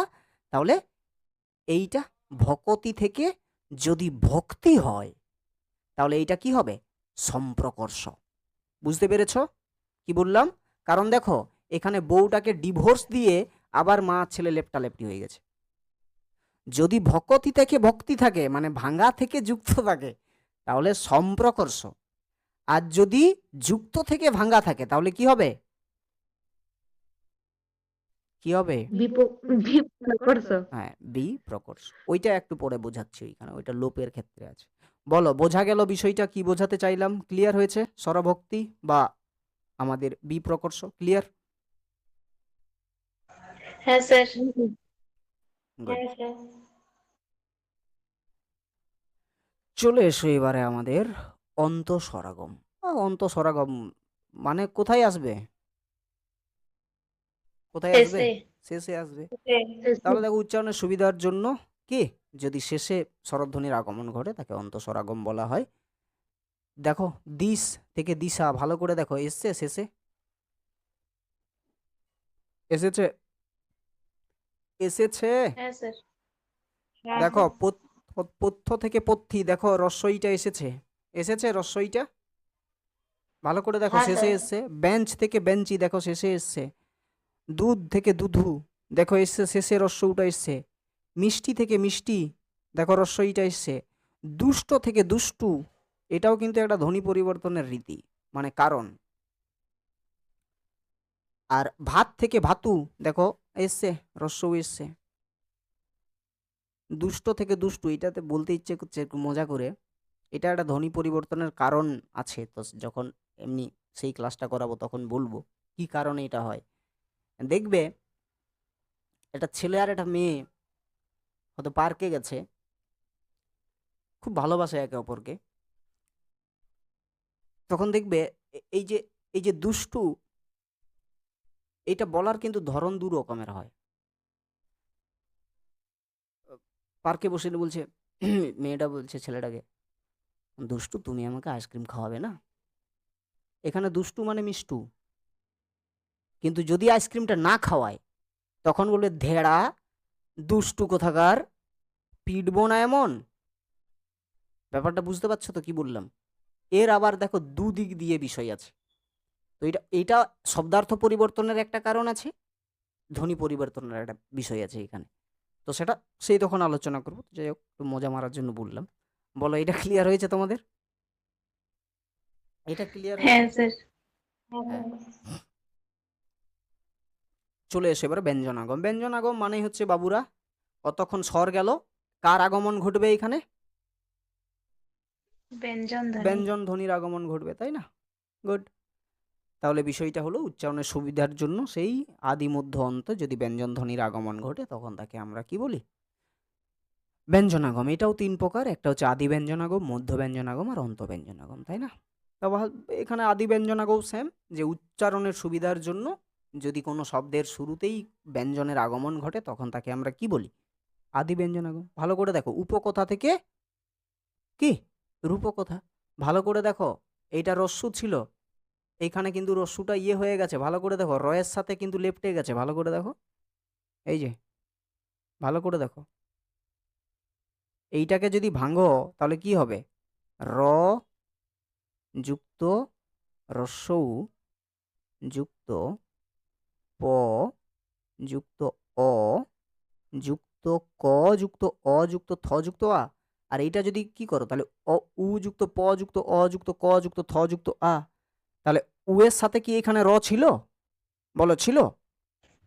ছিল না তো। না। তাহলে এইখানে এসে র ঢুকে গেছে প্রথমেই, তাহলে এখানে র প্রথমেই ঢুকে গেছে, তাহলে উপকথা থেকে রূপকথা হয়ে গেছে। তাহলে কি হলো এখানে? প্রথমে র এসে এইটা হয়ে গেল আদি ব্যঞ্জনাগম, কারণ ব্যঞ্জন ঢুকলে দেখো উই থেকে রুই, দেখো র অ্যাড হয়েছে এখানে, উই থেকে রুই। ওঝা থেকে রোজা, ওঝা থেকে রোজা। ভালো করে দেখো, ও ও এর মাত্রা চিহ্ন কি? এরকম তো, হ্যাঁ কি না? এরকম তো, হ্যাঁ কি না? আরে হ্যাঁ স্যার। তাহলে দেখো র অ্যাড হয়েছে, আর র এর সাথে যদি আমরা ওকে নিয়ে আসতে চাই, তাহলে তো আমরা বাবুরা কখনো আমরা এরকম লিখবো না, এরকম তো লিখবো না রৌ, আমরা লিখবো এইরকম রৌ, তাই না? আমরা তো এরকম লিখবো না, এরকম লিখবো না। তাহলে দেখো এখানে ছিল ও, ওঝা, ওঝা থেকে দেখো একটা র চলে এসছে, ও লেগে গেছে, যা, তাহলে ওঝা। বোঝা গেল বিষয়টা? ওঝা থেকে রোজা। ছোটোখাটো এরকম মাঝে শেষের দিকে গিয়ে এই পরিবর্তনগুলো হয়, এগুলো ফ্যাক্টর নয়, কিন্তু মেন ফ্যাক্টর হচ্ছে এইটা, ওঝা থেকে রোজা। র কিন্তু এখানে চলে এসেছে। ক্লিয়ার হয়েছে বিষয়টা? দুটো মনে রাখবে এখান থেকে, উপকথা থেকে রূপকথা, উই থেকে রুই, ওঝা থেকে রোজা, শুরুতে যদি চেঞ্জ। এরপরে চলে আসো মধ্য ব্যঞ্জনাগম। কোথায় চেঞ্জ হবে? মাঝে চেঞ্জ হবে। কিসের জন্য? উচ্চারণের সুবিধার জন্য। হুম, অর্থাৎ আগমন ঘটবে আর কি, চেঞ্জ হবে না, আগমন ঘটবে। তাহলে সেটা কি হবে? আমাদের মধ্য ব্যঞ্জনাগম। তো উচ্চারণের সুবিধার জন্য শব্দের মাঝে যদি ব্যঞ্জন ধ্বনির আগমন ঘটে, তখন তাকে আমরা মধ্য ব্যঞ্জনাগম বলে থাকি, ঠিক না? দেখো কি রয়েছে, ডমরু থেকে কি ডম্বরু। দেখো ব এসেছে, ব এসেছে এখানে, হ্যাঁ বলো স্যার, হ্যাঁ ব স্যার। এসেছে। বানর থেকে বান্দর, দ এসেছে। পোড়ামুখী, হতচ্ছাড়ি, খুন্তিমুখী, পোড়ামুখী থেকে পোড়ার মুখী, র এসেছে, এসেছে, র এসছে হ্যাঁ। তো। সুনর থেকে সুন্দর, দ এসেছে। তো এই হচ্ছে মাঝে যেহেতু চলে আসছে, তাহলে সেটা কি হলো? আমাদের মধ্য ব্যঞ্জনাগম। ভালো করে লক্ষ্য করবে, যদি মনে করো পোড়ামুখী দিয়ে দিল, তোমরা পুরোটা দুটো লক্ষ্য করবে। প্রথমে এরকম থাকে তো উদাহরণ, এইরকম একটা উদাহরণ দিয়ে দিল, এবার দুটোকে লক্ষ্য করবে, দুটো শব্দকে ভালো করে লক্ষ্য করবে যে কি কি চেঞ্জ হয়েছে, কিংবা কি কি এসেছে। হয়তো এইটাতে নেই কিন্তু এটাতে চলে এসেছে, কিভাবে এসেছে সেই জায়গাটা কিন্তু তোমাদেরকে আইডেন্টিফাই করতে হবে। যেমন এই যে পোড়ামুখী, র এসছে এখানে, তাহলে মাঝে কে অ্যাড হয়েছে? র কি ধ্বনি? ব্যঞ্জন ধ্বনি। তাহলে যেহেতু আগমন হয়েছে এর নতুন করে, তাহলে এটা মধ্য ব্যঞ্জন। ক্লিয়ার হলো বিষয়? ক্লিয়ার? হ্যাঁ স্যার। হ্যাঁ স্যার। এবার হচ্ছে অন্ত ব্যঞ্জনাগম, তাহলে শেষে আগমন ঘটবে। তাহলে খোকা থেকে খোকন, দেখো দন্তন্য এসেছে। নানা থেকে নানান, দেখো দন্তন্য ঢুকেছে। জমি থেকে জমিন, দেখো দন্তন্য ঢুকেছে। ছোট থেকে ছোটন, দেখো দন্তন্য ঢুকেছে। ঢুকেছে তো? দেখো ভালো করে দেখো, খোকা থেকে খোকন, খোকা থেকে খোকন, এখানে কে হয়েছে? এখানে কে এসছে? বলো, এখানে কে? দন্তন্য তো দন্তন্য। এসছে। এবারে দেখো এখানে এই যে আটা কিন্তু এখানে লোপ পেয়ে গেছে। তাহলে যদি তোমাদেরকে প্রশ্ন করা হয় এইরকম ভাবে যে খোকা থেকে খোকন, এখানে অন্ত ব্যঞ্জনাগমের আগে ধ্বনি পরিবর্তনের কোন রীতি ব্যবহার হয়েছে, তাহলে কি হবে? মধ্য স্বরলোপ। কারণ ভালো করে দেখো, এই যে আটা কি এখানে আছে? আছে এখানে? আছে? না। নেই। না। তাহলে এই ধরনের ছোটখাটো পরিবর্তন কিন্তু হয়, ওইগুলো কিন্তু আমাদেরকে চাইলে ধরতে পারো, আবার না চাইলে নাও ধরতে পারো, ওতে কোনো সমস্যা নেই। ঠিক আছে, বলো ক্লিয়ার হয়ে গেছে অন্তব্যঞ্জনাগম? যদি দেখো যে শেষে চলে এসছে কোনো একটা ব্যঞ্জন, তাহলে আমাদের হয়ে যাবে অন্তব্যঞ্জনাগম। বলো ক্লিয়ার? হ্যাঁ স্যার। ওকে, কিসের জন্য? উচ্চারণের সুবিধার জন্য। এই পয়েন্টটা কিন্তু খুব ভালো করে মনে রাখবে। এরপরে এটারই আর একটা অংশ আগমনের, সেটা হচ্ছে ব্যঞ্জন দ্বিত্ব বা ধ্বনি দ্বিত্ব, অর্থাৎ দুবার উচ্চারণ করি একটু ঢং মারাতে গিয়ে আমরা একটু করি না, তোমাকে আমি ভালোবাসি, ভালোবাসি, ভালোবাসি না, মানে একটু, মানে কি বলবো, একটু বেশি গভীরতা বোঝানোর জন্য তোমাকে আমি ভালোবাসি, মানে অতিরিক্ত ভালোবাসা ঝড় নিয়ে আসার কারণ। দেখো, অর্থের গুরুত্ব বোঝানোর জন্য শব্দ মধ্যস্থ কোনো ব্যঞ্জন ধ্বনি দ্বিত বা দুবার উচ্চারিত হলে তাকে ব্যঞ্জন দ্বিত বা ধ্বনি দ্বিত্ব বলে। ভালো করে মনে রাখবে, পরীক্ষাতে আসে সবাই থেকে সবাই। কে কে গেছিলি রে? সবাই গেছিলাম। সবাই। দেখো, এখানে ব একটা ছিল, সবাই। ভালো করে দেখো, সবাই থেকে সবাই, সকল থেকে সকল, সকাল থেকে সকাল, তারপরে কি, ছোট থেকে ছোট্ট, পাকা থেকে পাক্কা, কাঁচা থেকে কাঁচা। এরপরে তোমরা যদি বলো যে দাদা তাহলে এইটা কি, এটা মধ্য ব্যঞ্জনাগম হবে না? অবশ্যই হবে। কারণ দেখো, মাঝে এসছে তো, মাঝে তো এসেছে, মাঝে তো এসেছে একটা, হ্যাঁ, হবে। কিন্তু যদি এই ধরনের বিষয় থাকে তাহলে আমরা কি করব, আমরা ব্যঞ্জন দিত, যদিও পরীক্ষাতে প্রশ্ন দেবে না যে এই ধরনের ধ্বনি রীতি কি, তবে এইটুকু পয়েন্টটা মনে রাখবে যে ব্যঞ্জন দ্বিত্ব বা ধ্বনি দ্বিত্ব কাকে বলে উদাহরণ দিয়ে বুঝিয়ে দাও, তখন কিন্তু তোমাদেরকে লিখতে হবে এটা। তাহলে অর্থের গুরুত্ব বোঝানোর জন্য শব্দের মধ্যস্থ কোনো ব্যঞ্জন ধ্বনি যদি দুবার উচ্চারিত হয়, দ্বিত উচ্চারিত হয়, তখন তাকে আমরা কি বলি, ব্যঞ্জন দ্বিত্ব বা ধ্বনি দ্বিত্ব। আমরা এই যে সবাই, আমরা একটু বেশি গভীর করার জন্য আমরা বলি, কে কে এসেছিল? আরে সবাই এসছিলাম আমরা, তাই না? সকল, সকলে মিলে গিয়েছিলাম আমরা, সকাল থেকে সকাল, সকাল হয়েছে রে ওঠ, ছোট থেকে ছোট্ট, তুই বহুত ছোট্ট আছিস, চুপ দিয়ে থাক, পাকা থেকে পাক্কা, তাই না? কাঁচা থেকে কাঁচা। তো এই জিনিসগুলো মনে রাখবে। বোঝা গেল জায়গাটা? ক্লিয়ার হয়েছে? হ্যাঁ স্যার। ওকে। তোমাদের পরীক্ষার জন্য প্রচণ্ড ইম্পর্ট্যান্ট, 2 নম্বরের জন্য খুব ভালো করে মনে রাখবে। 100%-এর ভিতরে, 100% তো বলবো না, 99.9% চান্স আছে 2 নম্বরের আসার জন্য এইবারে। অপিনিহিতি কাকে বলে? প্রচণ্ড ইম্পর্ট্যান্ট, প্রচণ্ড ইম্পর্ট্যান্ট, ঠিক আছে? বুঝতে পেরেছো? মানে যে জায়গায় সিঁদুর দেওয়ার কথা সেই জায়গায় সিঁদুর না দিয়ে যদি কপালেই সিঁদুরটা দান করে দেই, তখন সেটা হয়ে যায় অপিনিহিতি। স্থানের পরিবর্তন, মানে বউকে সিঁদুর মাখাতে গেছে, স্মৃতিতে না দিয়ে কপালটাতেই মাখাই দিয়েছে ভাই, তখন হয়ে যাবে অপিনিহিতি। অর্থাৎ এই শব্দ উচ্চারণের ব্যাপার না, যে জায়গায় উচ্চারণ হওয়ার কথা সেই জায়গায় উচ্চারিত না হয়ে তার আগেই যদি উচ্চারিত হয়ে যায়, দুটো বিষয় করে, একটা রস্বই আর একটা উ, এই দুটো ধ্বনি যদি শব্দের শেষে থাকে আর সেই ধ্বনিটা যেখানে উচ্চারণ হওয়ার কথা সেখানে উচ্চারিত না হয়ে যদি আগেই উচ্চারিত হয়ে যায়, তখন সেটা অপিনীতি হয়ে যায়। দেখো, অপি মানেই হচ্ছে পূর্বে বা আগে, আর নিহিতি মানে হচ্ছে স্থাপন বা অবস্থান, ঠিক আছে? অর্থাৎ অপিনিহিতি শব্দের অর্থ হচ্ছে পূর্বে স্থাপন বা আগে অবস্থান। ভালো করে একটু এইটা বুঝে নেবে এখানে, এইখান থেকে এইটা খুব ভালো করে মনে রাখবে, প্রচণ্ড ইম্পর্ট্যান্ট তোমাদের পরীক্ষার জন্য। বারবার বলছি, প্রধানত ইকার বা উকারকে অপিনিহিতিতে পূর্বে স্থাপন করা হয়। তাহলে সংজ্ঞাটা কোথা থেকে? এখান থেকে, শব্দের মাঝে বা শেষে ব্যঞ্জনের সঙ্গে কোনো ইকার বা উকার যুক্ত থাকলে সেই ইকার বা উকারকে স্বস্থানের আগেই তথা ব্যঞ্জনের আগেই স্থাপন বা উচ্চারণ করার রীতিকে অপিনিহিতি বলা হয়। তাহলে কি বললাম? রস্বইকার আর রস্বউকার এই দুটাকে মনে রাখবে।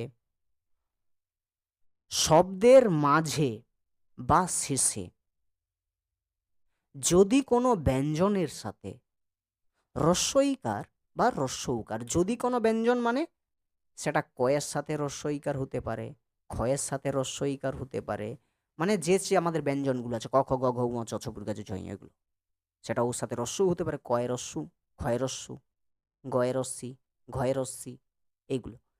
তাহলে শব্দের মাঝে বা শেষে ব্যঞ্জনের সঙ্গে কোনো ইকার বা উকার যুক্ত থাকলে সেই ইকার বা উকারকে স্বস্থানের আগেই, মানে যেখানে আছে, মনে করো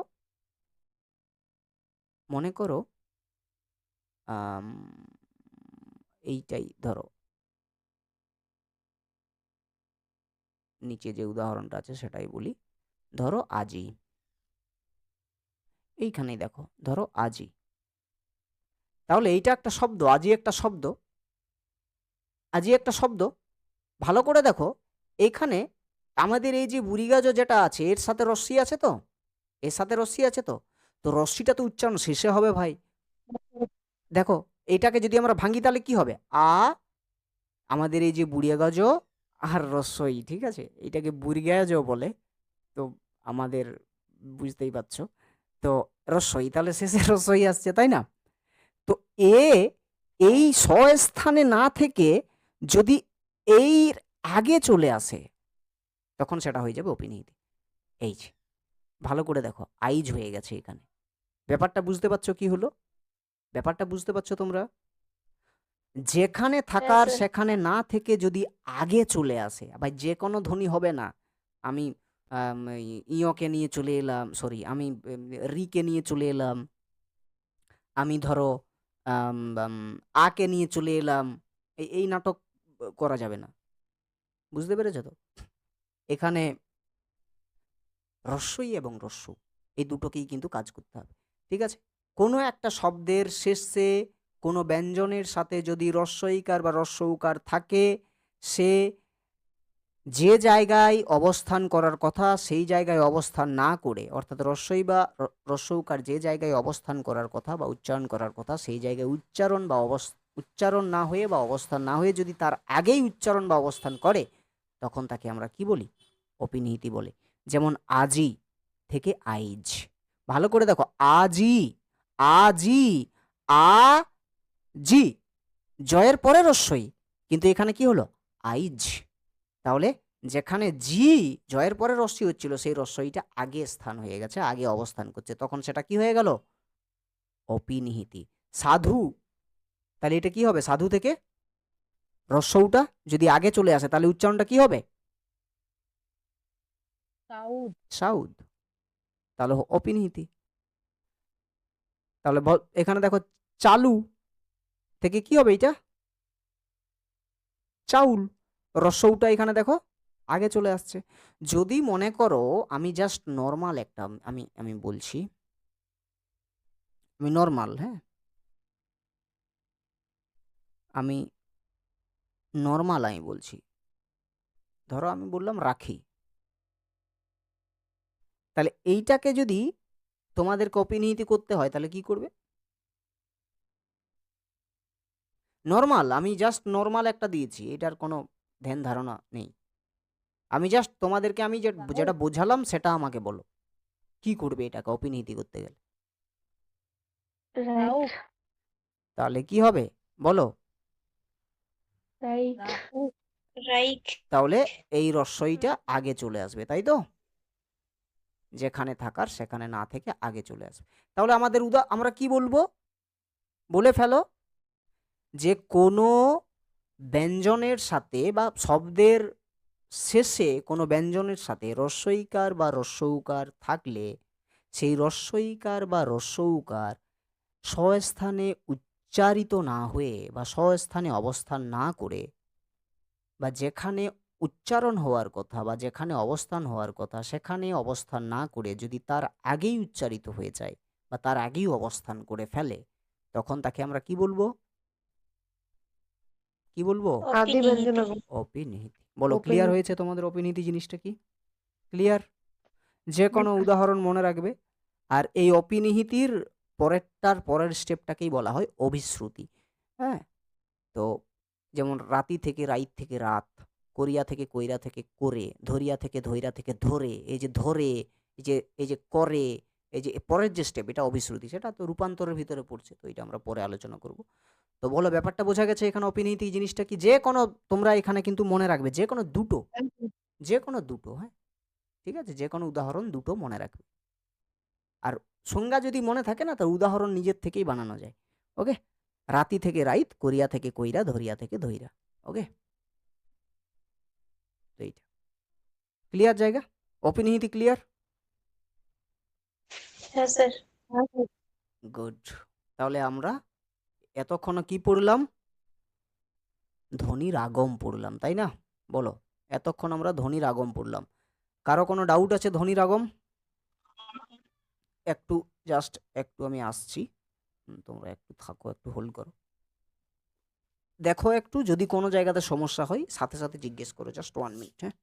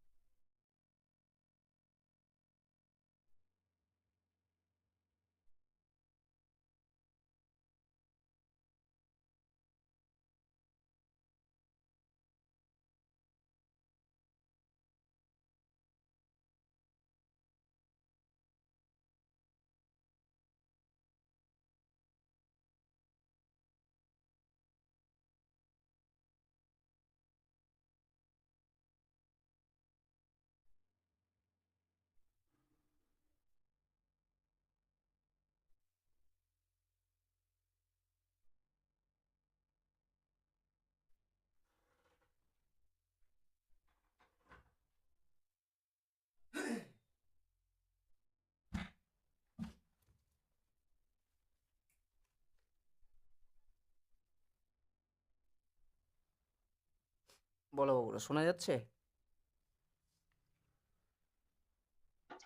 হ্যাঁ স্যার। হ্যাঁ স্যার। হ্যাঁ স্যার। বল, ক্লিয়ার তো? কোনো ডাউট আছে এখানে? বিন্দু মাত্র কোনো ডাউট আছে তো বলতে পারো। আছে, বোঝা গেছে বিষয়? হ্যাঁ স্যার। Good. স্যার বলছিলাম লং কোশ্চেনটা লেখার সময় ওগুলাও দিতে হবে, কোনো অপিনিয়ন, হুম। ভি প্রক। বাবারে, ওই লং কোশ্চেনটাতে আমি অপিনিহিতিটা আমি ভুলে গেছি অ্যাড করতে, ওটা অ্যাড করবেই, ওটাই দেখবে তোমার। ধরো, আরে আমরা কি অত কিছু ইয়ে করে দেখি কি? কোনো জায়গায় গিয়ে আমরা নির্দিষ্ট আমরা আসল জায়গাটা আমরা দেখি, তাই না? তো আসলটা হচ্ছে ওই অপিনিহিতিটা, ওটাই দেখবে। ওটাই হচ্ছে তোমার, মানে তুমি কতটা বুঝলে বা জানলে। তুমি ওই অন্তঃস্বরাগম, মধ্যস্বরাগম, এই অমুক তসুক ঢ্যাক পলাশকে নিয়েই পড়ে আছো, নাকি এক্সট্রা যে আসল জায়গাটা সেটাকে তুমি অ্যাড করে রেখেছো? ওটাও মেন বিষয়। তো ওইটা মানে দেওয়ার শেষে অবশ্যই অপিনিহিতিটা তোমরা কিন্তু অ্যাড করবে। যদি অপিনিহিতি অ্যাড করে দাও, কারো বাপের ক্ষমতা নেই 10-এর 10 কাটার। আমি লিখে দিতে পারি এটা ব্যাকরণ, ঠিক আছে, তবে অপিনিহিতি অ্যাড করবেই। বোঝা গেল বিষয়টা কি বললাম? হ্যাঁ স্যার। অপিনিহিতির আর একটা সংজ্ঞা আছে, তো সেটাকে নিয়ে আমি বললাম না, কারণ তোমাদের মাথা খারাপ হয়ে যাবে। ওটা যুক্ত ব্যঞ্জনকে ভেঙে, ওর আগেও সেম জিনিস, তো ওটা অন্য একজন বলেছিল, তো সেটা আমি ওই জন্য বললাম না, ছেড়ে দাও। এটা আসল খেলা বুঝে গেছো।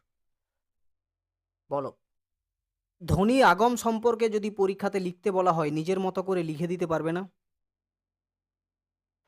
হ্যাঁ স্যার। ভাই 3টা পয়েন্ট: হ্যাঁ আদি স্বরাগম, মধ্য স্বরাগম, আর একটা কি অন্তঃস্বরাগম। আদি আদি ব্যঞ্জনাগম, মধ্য ব্যঞ্জনাগম, কি অন্ত ব্যঞ্জনাগম। অন্তর্বঞ্জন দেন ব্যঞ্জন। কি হবে? অপিনিহিতি একটা এক্সট্রা পাবে, অপিনিহিতি এখানে, আর এইখানে একটা এক্সট্রা পাবে, সমাক্ষর লোপ। বোঝা গেল বিষয়? হ্যাঁ স্যার।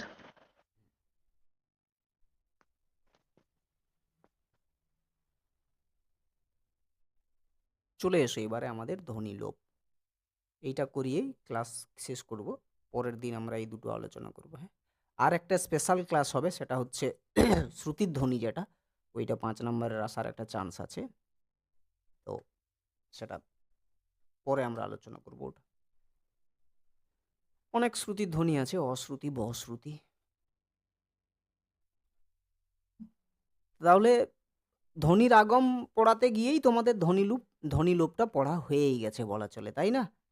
তো এইখানে শুধু মনে রাখতে হবে 1-2টো বিষয়। সেখানে যেমন আমরা মনে রাখলাম উচ্চারণের সুবিধার জন্য। এখানে আমরা মনে রাখবো যে শব্দ উচ্চারণের সময় শ্বাসাঘাত পয়েন্টটাকে আমরা মনে রাখবো। কি? শ্বাসাঘাত। শ্বাসাঘাত উচ্চারণের দ্রুততা, অসাবধানতা আর আরামপ্রিয়তা ইত্যাদি বিভিন্ন কারণে শব্দ মধ্যস্থ কোনো ধ্বনি যদি লোপ পায় বা লুপ্ত হয়ে যায়, একেই কি বলা হয়? ধ্বনিলোপ বা ধ্বনির লোপ। ধ্বনিলোপও দুই প্রকার, একটা হচ্ছে স্বরধ্বনি লোপ, একটা ব্যঞ্জন ধ্বনি লোপ। আরে ভাই, আমরা কি বলি, তোমরা স্নান করার সময় কি দিয়ে গা মুছো? বলে ফেলো তো একটু। হুম? এত লজ্জা? গামছা দিবা তোয়ালি দিয়ে।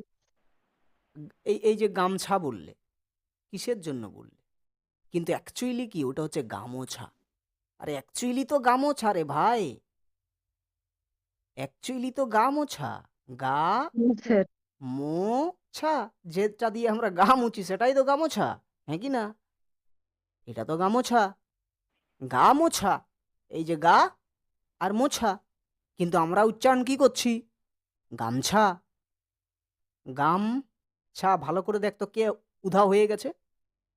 কে উধাও হয়েছে? ও কোথায় ওটা কোথায় ছিল?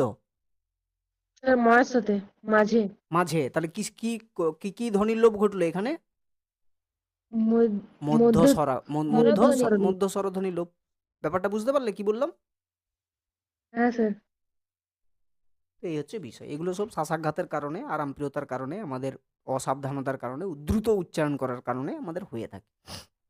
তো এই হচ্ছে বিষয়। তো পরীক্ষাতে এরকম প্রশ্ন দিতে পারে, ধ্বনিলোপ কাকে বলে। তো আমরা এই পয়েন্টটা একটু আমরা ভালো করে মনে রাখবো। কোনো একটা শব্দ উচ্চারণ করার সময় শ্বাসাঘাত, উচ্চারণের দ্রুততা বা অসাবধানতা বা আরামপ্রিয়তা ইত্যাদি বিভিন্ন কারণে শব্দের মাঝে কোনো কোনো ধ্বনি যদি লুপ্ত হয়ে যায়, লোপ পেয়ে যায়, তখন তাকে ধ্বনিলোপ বলা হয়। হ্যাঁ, ধ্বনিলোপ দুই প্রকার, একটা হচ্ছে স্বরধ্বনি লোপ, একটা হচ্ছে ব্যঞ্জন ধ্বনি লোপ। তাহলে স্বরধ্বনি লোপ আমরা জানবো। শব্দ উচ্চারণের সময় প্রধানত শ্বাসাঘাতের কারণে, এইটা হচ্ছে এটার পয়েন্ট। ওইটার পয়েন্ট হলো আগমের ক্ষেত্রে উচ্চারণের সুবিধার জন্য, আর লোপের ক্ষেত্রে শব্দ উচ্চারণের সময় প্রধানত শ্বাসাঘাতের কারণে। বাকিটা সেম যাবে প্রত্যেকটার, মানে এইটা প্রত্যেকটা সেম যাবে, এটা হচ্ছে স্ট্রাকচার। শব্দ উচ্চারণের সময় প্রধানত শ্বাসাঘাতের কারণে শব্দের আদিতে যদি স্বরের লোপ ঘটে তাহলে আদিস্বর লোপ, যদি শব্দের মাঝে লোপ ঘটে তাহলে মধ্যস্বর লোপ, যদি শেষে বা অন্তে লোপ ঘটে তাহলে কি? অন্তঃস্বরলোপ। তাহলে আসল পয়েন্ট হলো শব্দ উচ্চারণের সময় প্রধানত শ্বাসাঘাতের কারণে। শ্বাসাঘাত কোথায় পড়ে একটা দলের? ছন্দের ক্লাসে করিয়েছি তো বাবারা, আদি অক্ষরে। আদি অক্ষরে, তাই না? গুড। প্রত্যেক পর্বের আদি অক্ষরে শ্বাসাঘাত পড়ে। শ্বাসাঘাত পড়া মানেই কি? সেটাকে আমরা স্ট্রেস দিই, হ্যাঁ কি না? তাই তো? সেটাতে আমরা কি করি? কি করি বলো? ঝোঁক দেয়। ঝোঁক দিই। স্ট্রেস মানেই তো ঝোঁক, সেটাতে আমরা ঝোঁক দিই, তাই না? তো এখানে কি না, এই যে স্বরলোপ, স্বরলোপও তিন প্রকার, একটা হচ্ছে আদি স্বরলোপ, একটা মধ্য স্বরলোপ, একটা অন্তঃস্বরলোপ। এইখানেই আমাদের সংজ্ঞা হয়ে গেল। আদি স্বরলোপ কাকে বলে? শব্দের উচ্চারণের সময় প্রধানত শ্বাসাঘাতের কারণে শব্দের আদিতে যদি স্বরধ্বনির লোপ ঘটে তাকে আদি স্বরলোপ। মধ্য স্বরলোপ, শব্দ উচ্চারণের সময় প্রধানত শ্বাসাঘাতের কারণে যদি মধ্যে কি স্বরধ্বনির লোপ ঘটে, মধ্য স্বরলোপ। অন্তঃস্বরলোপ এইটা সেম। বোঝা গেল বিষয়? চলে এসো, ভালো করে দেখো। শব্দের আদিস্বর ছাড়া অন্য স্বরে শ্বাসাঘাত পড়লে শব্দের আদিস্বরটি লোপ পেয়ে যায়, একেই আদি স্বরলোপ বলে। এটাও লিখতে পারো, আবার যেটা বললাম সেটাও লিখতে পারো, যেটা তোমাদের ইচ্ছে, ঠিক আছে? তবে যদি এটা লিখতে পারো তো খুবই অথেন্টিক। চেষ্টা করবে এটার ক্ষেত্রে এটা মনে রাখার। শব্দের আদিস্বর ছাড়া অন্য স্বরে শ্বাসাঘাত পড়লে শব্দের আদিস্বরটি কি হয়ে যায়? লোপ পেয়ে যায়। কিংবা আদিস্বর শব্দের মধ্যে যদি আদি স্বর লোপ পাই তাকে আদি স্বরলোপ বলা হয়। যেভাবেই লিখতে পারো নাম্বার পেয়ে যাবে, চাপের কিছু নেই। একে কি বলা হয়? আদি স্বরলোপ। কিন্তু ব্যাকরণ অ্যাকচুয়ালি স্ট্যান্ডার্ডিটি যেটা, নিয়ম যেটা, সেটা হচ্ছে শব্দের আদি স্বর ছাড়া যদি ওই ইয়ের ভিতরে যে অক্ষরগুলো থাকে অন্য যদি অক্ষরে শ্বাসাঘাত পড়ে তাহলে সেটা কি হয়? অন্য স্বরে যদি শ্বাসাঘাত পড়ে তাহলে প্রথমের যে স্বরটা থাকে সেটা লোপ পেয়ে যায়।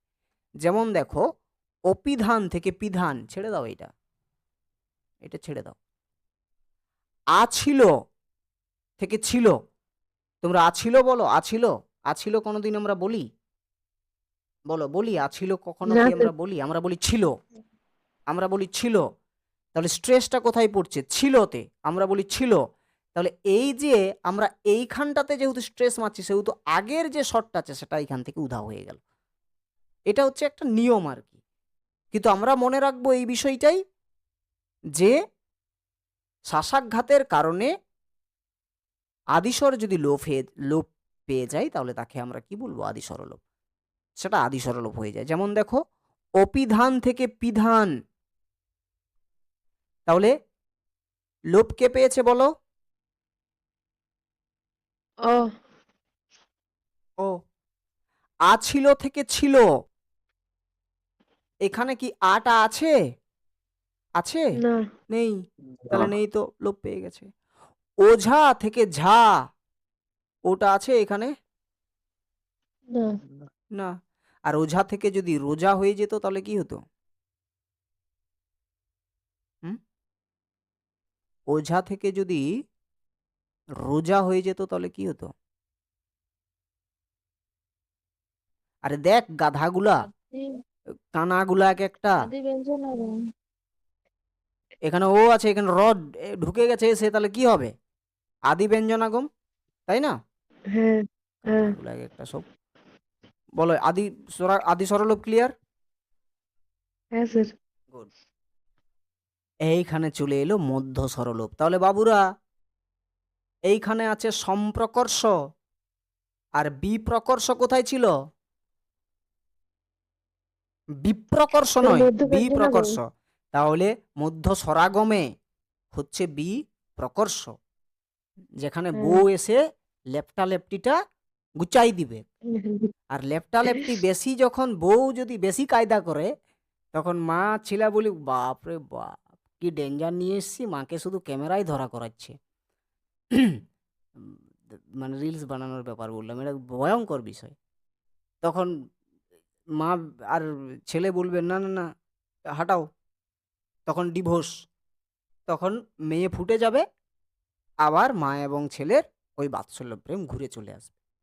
এটা এটা হচ্ছে সম্প্রকর্ষ। মধ্য স্বরলোপকে বলা হয় সম্প্রকর্ষ, যেখানে ওই ভাঙ্গাটা আবার জোড়া লাগাবে। বুঝতে পেরেছ কি বললাম? অর্থাৎ প্রকৃষ্ট আকর্ষণ যেখানে লক্ষ্য করা যায়, দ্যাটস কল টু সম্প্রকর্ষ। আর যেখানে প্রকৃষ্ট আকর্ষণ বিগত হয়, নষ্ট হয়ে যায়, দূর হয়ে যায় স্বরধ্বনির আগমনের ফলে, দ্যাটস কল টু স্বরভক্তি বা বিপ্রকর্ষ। মধ্য স্বরলোপ হচ্ছে কি, কোথায় গেলি রে? শব্দের আদি অক্ষরে শ্বাসাঘাত পড়লে কখনো কখনো শব্দের মধ্যবর্তী স্বরটি লোপ পেয়ে যায়, কিংবা কিংবা কি বললাম? বলে ফেলো এখানে। শব্দ উচ্চারণের সময় প্রধানত শ্বাসাঘাতের কারণে যদি শব্দের মাঝে কোনো স্বর লোপ পেয়ে যায় তখন তাকে আমরা মধ্য স্বরলোপ বলতে পারি। কিংবা শব্দের আদি অক্ষরে শ্বাসাঘাত পড়লে কখনো কখনো শব্দের মধ্যবর্তী স্বরটা লোপ পেয়ে যায়। প্রথম একটা মনে রাখার স্টাইল, শব্দের আদি স্বর ছাড়া যদি অন্য স্বরে শ্বাসাঘাত পড়ে তাহলে প্রথমের স্বরটা লোপ পেয়ে যায়। মধ্যতে কি হয়? শব্দের আদিতে যদি শ্বাসাঘাত পড়ে তাহলে মাঝেরটা লোপ পেয়ে যায়। দ্যাটস কল টু মধ্য স্বরলোপ। মানে স্ট্রাকচারটা এরকম বানিয়ে নিতে হবে। যদি এই সংজ্ঞা মনে রাখার চেষ্টা করো তাহলে তোমাকে মনে রাখতে হবে যে এটা একটা শব্দ, এটা একটা লম্বা বাঁশ, এটা একটা শব্দ দিলাম তোমাকে। এরপরে এই বাঁশের ভিতরে যদি ধরো যে টুকরোগুলো আছে, কথার কথা বলছি, যে শব্দটা আছে, আদি স্বরে যদি শ্বাসাঘাতটা না পড়ে প্রথম স্বরে যদি না পড়ে অন্য স্বরে যদি পড়ে তাহলে প্রথমটা ফুটে যাবে, ডাল হয়ে যাবে, ফুটে গেল উপর দিকে উধাও। তাহলে কি হবে? এটা আদি স্বরলোপ। আর যদি মনে করো কি না আদিতে যদি শাসাঘাত পড়ে যায় তাহলে মাঝেরটা ফুটে যায়, তাহলে সেটা কি হলো? মাঝেরটা ফুটে গেলে কি হবে ওটা বলো? মধ্য স্বরলোপ। আর একটা বিষয় এখানে একটু মনে রাখবে, এই আদি স্বরলোপের ক্ষেত্রে আর একটা উদাহরণ খুব বেশি ইম্পর্টেন্ট, যেটা এখানে দিতেই ভুলে গেছি আমি, সেটা হচ্ছে অলাবু থেকে লাউ। এইটা ভালো করে মনে রাখবে, হ্যাঁ। কি বললাম বাবুরা? অলাবু থেকে অলাবু থেকে লাউ, এইটা হচ্ছে একটা আদি স্বরলোপ। ভালো করে দেখো, অ ফুটে গেছে না, ডাল হয়ে গেছে, ফুটে দেখ, মোরে ঢুকে গেছে উপর দিকে। আছে এখানে অ আছে? আছে অ? আছে? বল রে কানারা, কানাগুলো সব পড়াবো না না তোদেরকে, হ্যাঁ? নেই। এখানে নাই, আমিও কানা। তো এখন এখানে যদি আমি তোমাদেরকে আরো একটা প্রশ্ন করি যে অলাবু থেকে লাউ, এখানে আদি স্বরলোপের পরে ধ্বনি পরিবর্তনের রীতি অনুযায়ী কোন সূত্র প্রচলিত বা কোন ধারা প্রযোজ্য হয়েছে ভালো করে লক্ষ্য করবে। এখানে শুধুমাত্র রস্যউটা আছে। এখানে কার সাথে ছিল রস্যউটা? কার সাথে ছিল? বয়স সাথে। দয়ের সাথে না বয়ের সাথে? বয়স সাথে। এখানে কি বটা আছে? না। তাহলে এখানে বটা নেই, মানে বটা উধাও হয়ে গেছে, মানে এখানে কি হয়েছে? অন্ত অন্ত সরল। অন্ত সরল। বটা স্বর বটে রে, বটা স্বর বটে। না স্যার, অন্ত কাঞ্চন ব্যঞ্জন মল্লিককে বিয়া করবি সরল তুই? বলো। পুলিশ হবা? হ্যাঁ, তুমি পুলিশ হবা? এই গাধাগুলা একটা বটা না স্বর। স্যার। তাহলে ব যদি হাঁটে যায়, ব যদি শেষে হেঁটে যায়, ব যদি ব্যঞ্জন হয়, আর হেঁটে যাওয়াকে যদি লোপ বলা হয়, আর ব যদি অন্তে থাকে, তাহলে তাকে কি ব্যঞ্জন মানে কি লোপ বলা হয়? কি লোপ বলবি তোরা? স্যার, অন্ত ব্যঞ্জন। অন্ত ব্যঞ্জন লোপ। তাহলে কি এখানে আদি স্বরলোপের পরে অন্ত ব্যঞ্জন লোপ হয়েছে। বোঝা গেল বিষয়টা? বুঝতে পারলে হ্যাঁ বিষয়টা? স্যার। গাধাগুলা। তাহলে মনে রাখবে অলাবু থেকে লাউ, এটাও কিন্তু একটা আদি স্বরলোপের উদাহরণ, হ্যাঁ। বলো বাবুরা, তোমরা বাকিরা কথাই বলছো না, মানে বুঝতে পারছো নি? বুঝতে পারছো তো তোমরা? আর একটু আছে, একটু ধৈর্য ধরো, তাহলে শেষ হয়ে যাবে। বুঝতে পারছো তোমরা বাকিরা?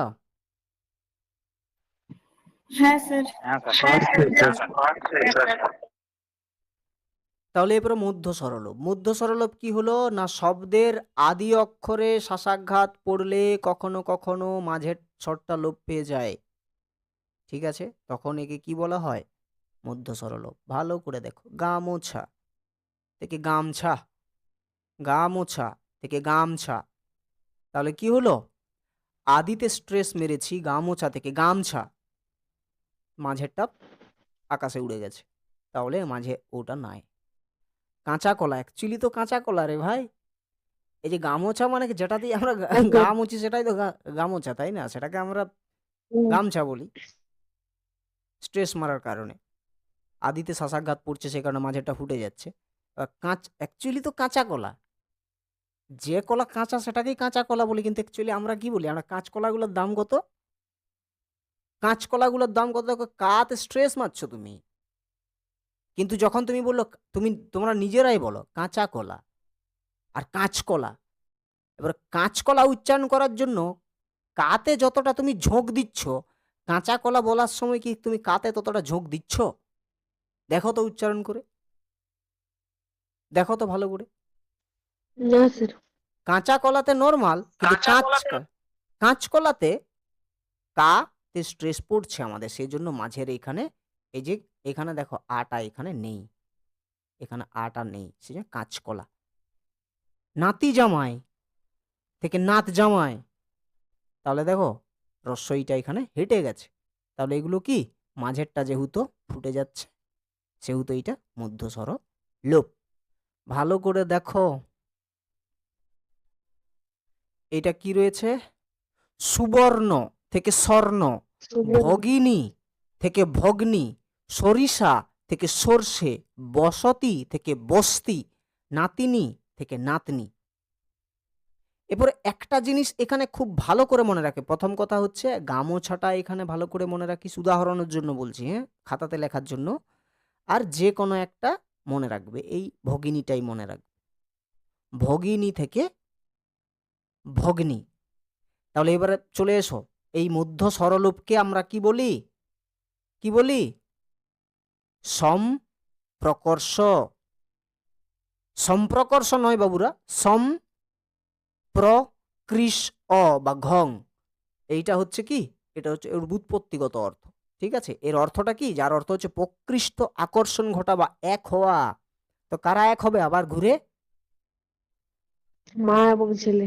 ঋতুপর্ণা এখন হেঁটে গেছে বাবুরা, ঋতুপর্ণা এসেছিল প্রসেনজিৎ এবং তার মায়ের মাঝখানে, আর ঋতুপর্ণা প্রসেনজিৎকে টেনে নিয়েছিল, ঠিক আছে। এরপর প্রসেনজিতের অনামিকা।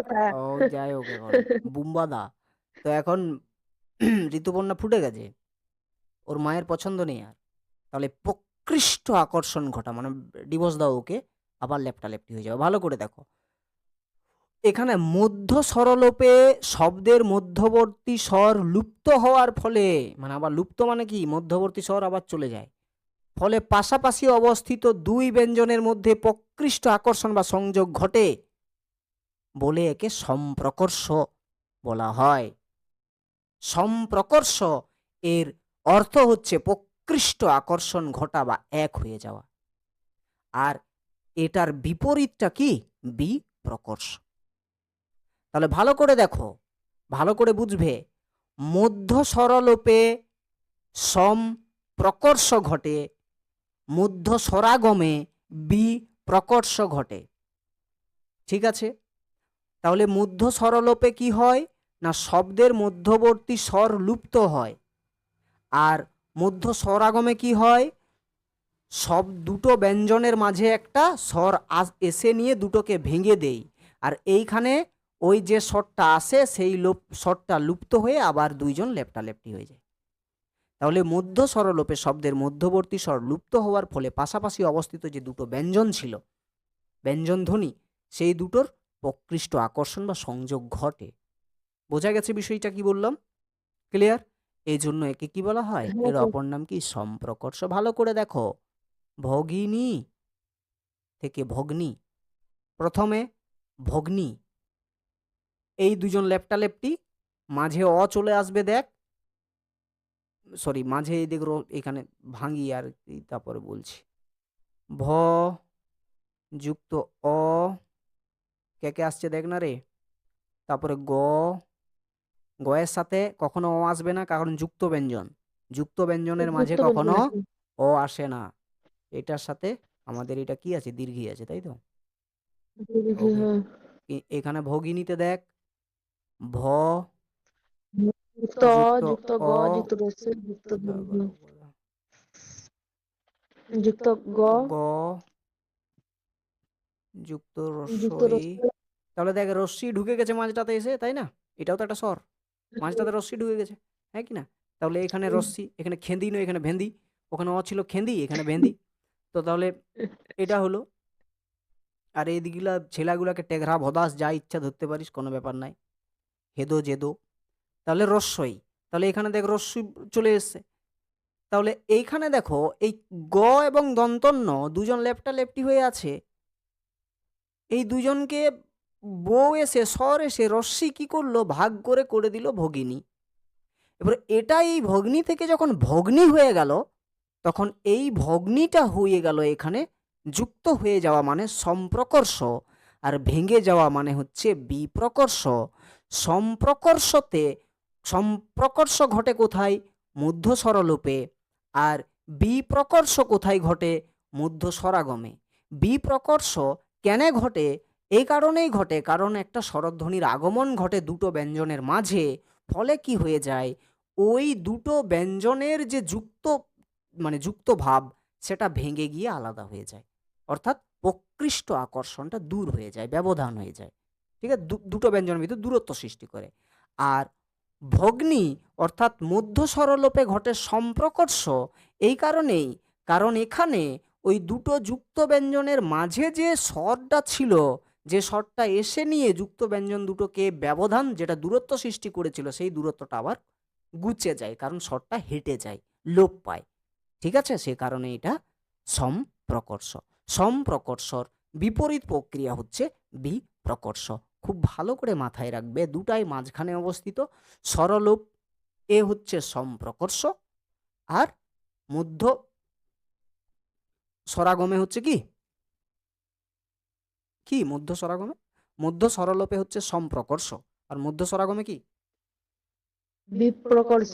বিপ্রকর্ষ। ক্লিয়ার জায়গা তোমাদের? হ্যাঁ স্যার।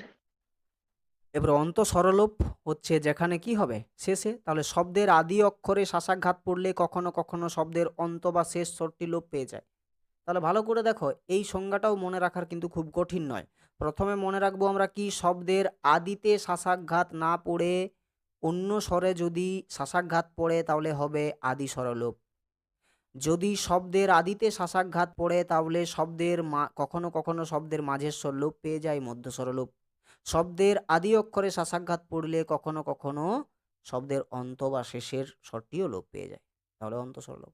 বা আমরা কি করব, আদি স্বরে মানে শাসাঘাত পড়ার কারণে কি হয়, শব্দের মাঝে শাসাঘাত পড়ার কারণে কখনো কখনো শব্দের অন্তে যে স্বর থাকে সেটা লোপ পেয়ে যায়, ফলে কি মানে যদি লোপ পেয়ে যায় তাহলে সেটা হয় অন্তঃস্বরলোপ। আমরা এইভাবেও লিখতে পারি, আবার আমরা এইভাবেও লিখতে পারি, সমস্যা নেই, যেটা ইচ্ছে তোমাদের লিখতে পারো। তাহলে অন্তঃস্বরলোপে আমাদের কি ঘটবে, অন্তঃস্বরলোপে আমাদের ঘটবে কি না, শব্দের শেষে যে স্বরটা থাকবে সেটা উধাও হয়ে যাবে। তাহলে দেখো, রাশি থেকে রাস, রশ্মিটা দেখো এখানে আছে, আছে বলো রে, আছে কি এখানে রশ্মিটা? হ্যাঁ স্যার। দেখো, করবে সময় কিন্তু তোমাদের নেই, আমার কিছু নেই। হ্যাঁ, রাশি থেকে রাস, রাতি থেকে রাত, রশ্মি হেঁটে গেছে, ফাঁসি থেকে ফাঁস, রশ্মি হেঁটে গেছে, কালি থেকে কাল, রশ্মি হেঁটে গেছে। যে কোনো দুটা উদাহরণ মনে রাখিস এখানে। ওকে, ক্লিয়ার? ব্যঞ্জন লোপটা করে দিই, এখনই শেষ হয়ে যাবে। ব্যঞ্জন লোপ সেম জায়গা, উচ্চারণের ত্রুটি, দ্রুততা, অসাবধানতা, আরামপ্রিয়তা ইত্যাদি বিভিন্ন কারণে শব্দের আদি মধ্য অন্তে ব্যঞ্জন ধ্বনির বিলোপ ঘটলে বা লোপ ঘটলে তাকে ব্যঞ্জন লোপ বা ব্যঞ্জন ধ্বনি লোপ বলা হয়। ঠিক আছে, স্পিডে যাচ্ছি, ওকে, অসুবিধা আশা করি হবে না। ব্যঞ্জন লোপ 3 প্রকার: আদি ব্যঞ্জন লোপ, মধ্য ব্যঞ্জন লোপ, অন্ত ব্যঞ্জন লোপ। সেম স্ট্রাকচারে সেম সংজ্ঞা যাবে। শব্দের আদি বা শুরুতে অবস্থিত ব্যঞ্জন লোপ পেলে সেই ব্যঞ্জনকে কি বলা হয়, আদি ব্যঞ্জন লোপ। আমরা এইভাবেও ওখানে লিখতে পারি, শব্দের আদি বা শুরুতে অবস্থিত কি, যদি কোনো স্বর লোপ পেয়ে যায় তাহলে সেটাকে আমরা আদি স্বরলোপ বলতে পারি। মাঝে যদি লোপ পাই মধ্য স্বরলোপ, শেষে যদি লোপ পাই তাহলে অন্ত স্বরলোপ। যেভাবে তোমরা ইচ্ছে সেইভাবেই তোমরা লিখতে পারো। তাহলে শব্দের আদি বা শুরুতে অবস্থিত ব্যঞ্জন লোপ পেলে তাকে আমরা ব্যঞ্জন লোপ বলি, অর্থাৎ আদি ব্যঞ্জন লোপ বলি। দেখো, স্ফোটক থেকে ফোটক, দন্তস্বটা ফুটে গেছে, দেখো এইখানে দন্তস্বটা এখানে আছে, দন্তস্ব নেই। হৃদয় থেকে হৃদয়, হৃদয় থেকে হৃদয়, এইটা দেখো, এইটা হচ্ছে রি, এইটা হচ্ছে রি বাবুরা।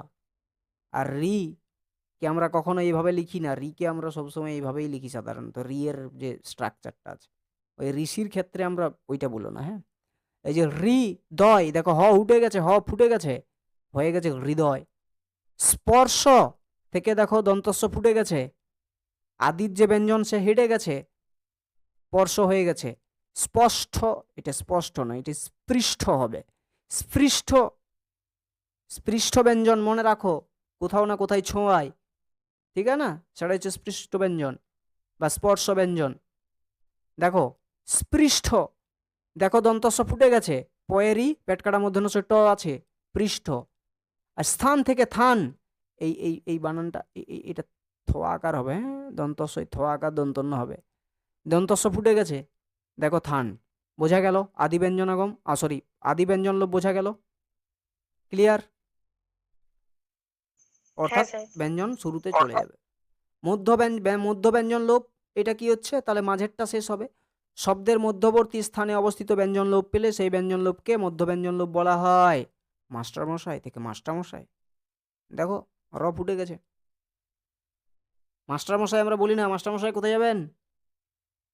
হুম, মাস্টারমশাই, মাস্টারমশাই, র আছে এখানে? বলো, র আছে? না। নেই। তাহলে কি হলো? ভালো করে ধ্বনি পরিবর্তনের যে ধারা বা সূত্র, সেখানে দুটো পরিবর্তনকে ভালো করে লক্ষ্য করতে হবে। দুগ্ধ থেকে দুধ, দেখো এখানে ভালো করে, দুগ্ধ থেকে দুধ, গ ফুটে গেছে, নাই, ধ আছে। পাটকাঠি থেকে পাকাঠি, পাটকাঠি, এইটাকে আবার তোমরা বলে দিও না যে দাদা তাহলে মাঝেরটা কোথায় গেল। এখানে ভাঙো এইটাকে। দ যুক্ত কি? রস্যউ যুক্ত কি? সু প্রথমে কে আছে? এই দুটো লেপটা লেপটির মাঝে প্রথমে কে আছে? গ আছে তো? গ, গয়ের হ্যাঁ। সাথে কি ও আসবে? কখনো আসবে না, কারণ এটা যুক্ত ব্যঞ্জন। তারপরে ধ, তাহলে মাঝে কে থাকলো রে ভাই? ধ, ধয়ের পরে ও আসবে কিন্তু শেষে, তাহলে মাঝে কে? ধ না ও? ধ না গ? মাঝে কে? গ তো? মাঝটাতে কে আছে? গ তো? গই তো আছে, গ। তাহলে সেই জন্য গ ফুটে গেছে, ধ বেঁচে আছে। পাটকাঠি থেকে পাকাঠি, দেখো এখানে ট ফুটে গেছে। নবনী থেকে ননি, ব ফুটে গেছে। 60 থেকে 60, দেখো এখানে র ফুটে গেছে, র। এটার কি হবে? এটা ভাঙো এইটাকে, তালে বস, যুক্ত আ, যুক্ত র, যুক্ত ট, যুক্ত অ, তবে হবে 60। ভালো করে দেখো এখানে রটা আছে, এখানে রেপটা আছে, নেই, ফুটে গেছে। তাহলে ফুটে গেছে কোথায়? মাঝে ফুটে গেছে, মানে মধ্যব্যঞ্জন মধ্যব্যঞ্জন লোপ। ক্লিয়ার হয়েছে? যে কোনো দুটো উদাহরণ মনে রাখবে। মাঝে যদি ব্যঞ্জন লোপ ঘটে তাহলে সেটা হচ্ছে ব্যঞ্জন লোপ, হ্যাঁ, মধ্যব্যঞ্জন লোপ। ক্লিয়ার? জায়গা ক্লিয়ার? তাড়াতাড়ি বাবুরা। হ্যাঁ স্যার। হ্যাঁ। অন্তব্যঞ্জন লোপ, তাহলে শেষে যদি ব্যঞ্জন লোপ ঘটে, কোনো শব্দের শেষে যদি ব্যঞ্জন লোপ ঘটে তাহলে সেটা কি হলো? অন্তব্যঞ্জন লোপ। তাহলে ফুটবে কোথায়? অন্তরঞ্জন লোক। বাবুরা শেষে ফুটবে। ঠিক আছে? যেমন দেখো নিম্ব থেকে নিম, দেখো এখানে ব নাই। সিপাহী থেকে সেপাই, দেখো এখানে হ নাই। এরপরে মনে করো আমরা তো আর এইরকম ভাবে লিখি না, দীর্ঘি এখানে লিখি না, সেপাই বানাটা রশ্মি লিখি, সে কারণে সেপাই। সখী থেকে সই, ভালো করে দেখো, সখী থেকে সই, খ এখানে ফুটে গেছে। কে ফুটছে শেষে? এখানে শেষেই আছে না, এটা, এটা তো শেষেই আছে, খ, খ ফুটে গেল। হ্যাঁ। গাহি থেকে গাই, হ ফুটে গেছে। বহু থেকে বউ, ভালো করে দেখো, ব যুক্ত অ যুক্ত কোথায় রে? যুক্ত হ, ওর সাথে লেপ্টে আছে বাবুরা রস্যউ, কিন্তু হ এখানে কি আমাদের শেষ ব্যঞ্জন, ওর সাথে রস্যউ অ্যাড আছে। তাহলে কোথায় গেল বহু? তাহলে হ যেহেতু শেষ এখানে, তাহলে শেষ ফুটে যাচ্ছে এখানে, আর এই রস্যউটা বেঁচে থাকছে, হয়ে যাচ্ছে বউ। তাহলে কি হলো? এটা আমাদের অন্তব্যঞ্জন লোপ।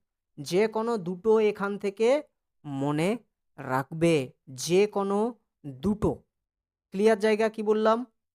বিল্লব থেকে বেল, বিল্লব থেকে বেল, ব কিন্তু ফুটে গেছে, বেল হয়েছে বেল। ছোটখাটো এরকম পরিবর্তন হয়, ওতে কোনো সমস্যা নাই। ক্লিয়ার? জায়গা তোমাদের এখানে যে কোনো দুটো, যে কোনো দুটো এখান থেকে মনে রাখবে প্রত্যেকটা, যে কোনো হয়তো বড়দাদা থেকে বড়দা, এইটা সমাক্ষর লোপের মধ্যেও পড়বে যদি তোমরা ইয়ে করো। যেমন ডিম্ব থেকে ডিম, বহু থেকে বউ, গাই থেকে গায়, সখী থেকে সই, অনেকগুলো আছে। যে কোনো দুটো তোমাদের নিজের মনের মতো উদাহরণ কিন্তু মনে রাখ। অন্তব্যঞ্জন লোপ ক্লিয়ার? ক্লিয়ার? হ্যাঁ স্যার। খুব ভালো করে মনে রাখবে, সমাক্ষর লোপ প্রচণ্ড ইম্পর্ট্যান্ট, কাকে বলে এবং উদাহরণ। ঠিক আছে? সমধ্বনিযুক্ত যদি থাকে তাহলে একটা ফুটে যায়, এই জন্য এটা লোপের ভিতরেই পড়ছে। পাশাপাশি বা কাছাকাছি অবস্থিত দুটি সমধ্বনি বা সমধ্বনিযুক্ত অক্ষরের একটি লোপ পেলে সেই ব্যঞ্জন লোপকে সমাক্ষর লোপ বলে। ভালো করে দেখবে, কি সমধ্বনি পাশাপাশি দুটা সমধ্বনি বা সমধ্বনিযুক্ত অক্ষর এর যদি যদি দুটো থাকে, তাহলে আমরা একটাকে লোপ করে দিই, একটা লোপ হয়ে যায়। দুটোর ভিতরে একটা লোপ পেলে সেই ব্যঞ্জন লোপকে আমরা কি বলি? সমাক্ষর লোপ। সমাক্ষর লোপ সাধারণত শব্দের মধ্যে কিংবা অন্তের স্থানে ঘটে থাকে। যেমন নর্মাল দেখো, ছোট দাদা থেকে ছোট দা, ভালো করে দেখো এখানে কি হয়েছে? সমাক্ষর লোপ হয়েছে, সম অক্ষর লোপ হয়েছে। অক্ষর কাকে বলে? অক্ষর বা দল কাকে বলে? আমরা একটা শব্দের এক ঝোঁকে যেটুকুনি অংশ উচ্চারণ করতে পারি তাকেই আমরা অক্ষর বা দল বলি। এখানে কটা দল আছে? বলো, দল নির্ণয় করো, কটা দল আছে? ছোট দুটা। দাদাতে কটা দল আছে? ছোট দাদাতে কটা দল আছে? ছোট দা নয়, ছোট দাদাতে কটা দল আছে? বলো। 4টা। কটা? দেখো ভালো করে। তাহলে এই যে দা, একটা হচ্ছে ছোট দা দা, এই যে দা আর দা, এটা কি সম অক্ষর নয়? দা দা লই, বলো, সম অক্ষর সমধ্বনি কি নয় এটা? সেই জন্য যেহেতু দুটো আছে সম, সেহেতু একটা ফুটে ডাল হয়ে গেছে ছোট দা। ভালো করে দেখো, পটল লতা, কোন দুটো এক আছে? এখানে দুটো আছে তো? আছে তো? যদি দুটো থাকে তাহলে একটাকে উপর দিকে ফুটাই দিবি আর একটাকে রাখি দিবি, তাহলে কি হয়ে গেল? পলতা। কিসের উদাহরণ হয়ে গেল? সমাক্ষর লোপ। মেজ দিদি থেকে মেজ দি, একটা দি ফুটে গেছে, লোপ পেয়ে গেছে, বেঁচে থাকলো মেজ দি, উদাহরণ কিসের হয়ে গেল? সমান লোপ, সমাক্ষর লোপ। বড় দিদি থেকে বড় দি, একটা দি ফুটে গেছে, বড় দি থেকে গেছে, হয়ে গেল কে? সমাক্ষর লোপ। ছেলেদের পছন্দ বৌদি দিদি থেকে বৌদি, একটা দি ফুটে গেছে, বলছে অনেক কষ্ট হচ্ছে দিদি দিদি বলতে, সমাক্ষর লোপ। বলো, বোঝা গেল বিষয়টা? সমধ্বনিযুক্ত অক্ষরের যদি কোনো একটা শব্দের মাঝে বা শেষে সমধ্বনিযুক্ত অক্ষরের ভিতরে যদি একটি লোপ পাই, তখন সেটাকে আমরা কি বলি? সমাক্ষর লোপ বলি। বলো, ক্লিয়ার হয়ে গেছে জায়গা?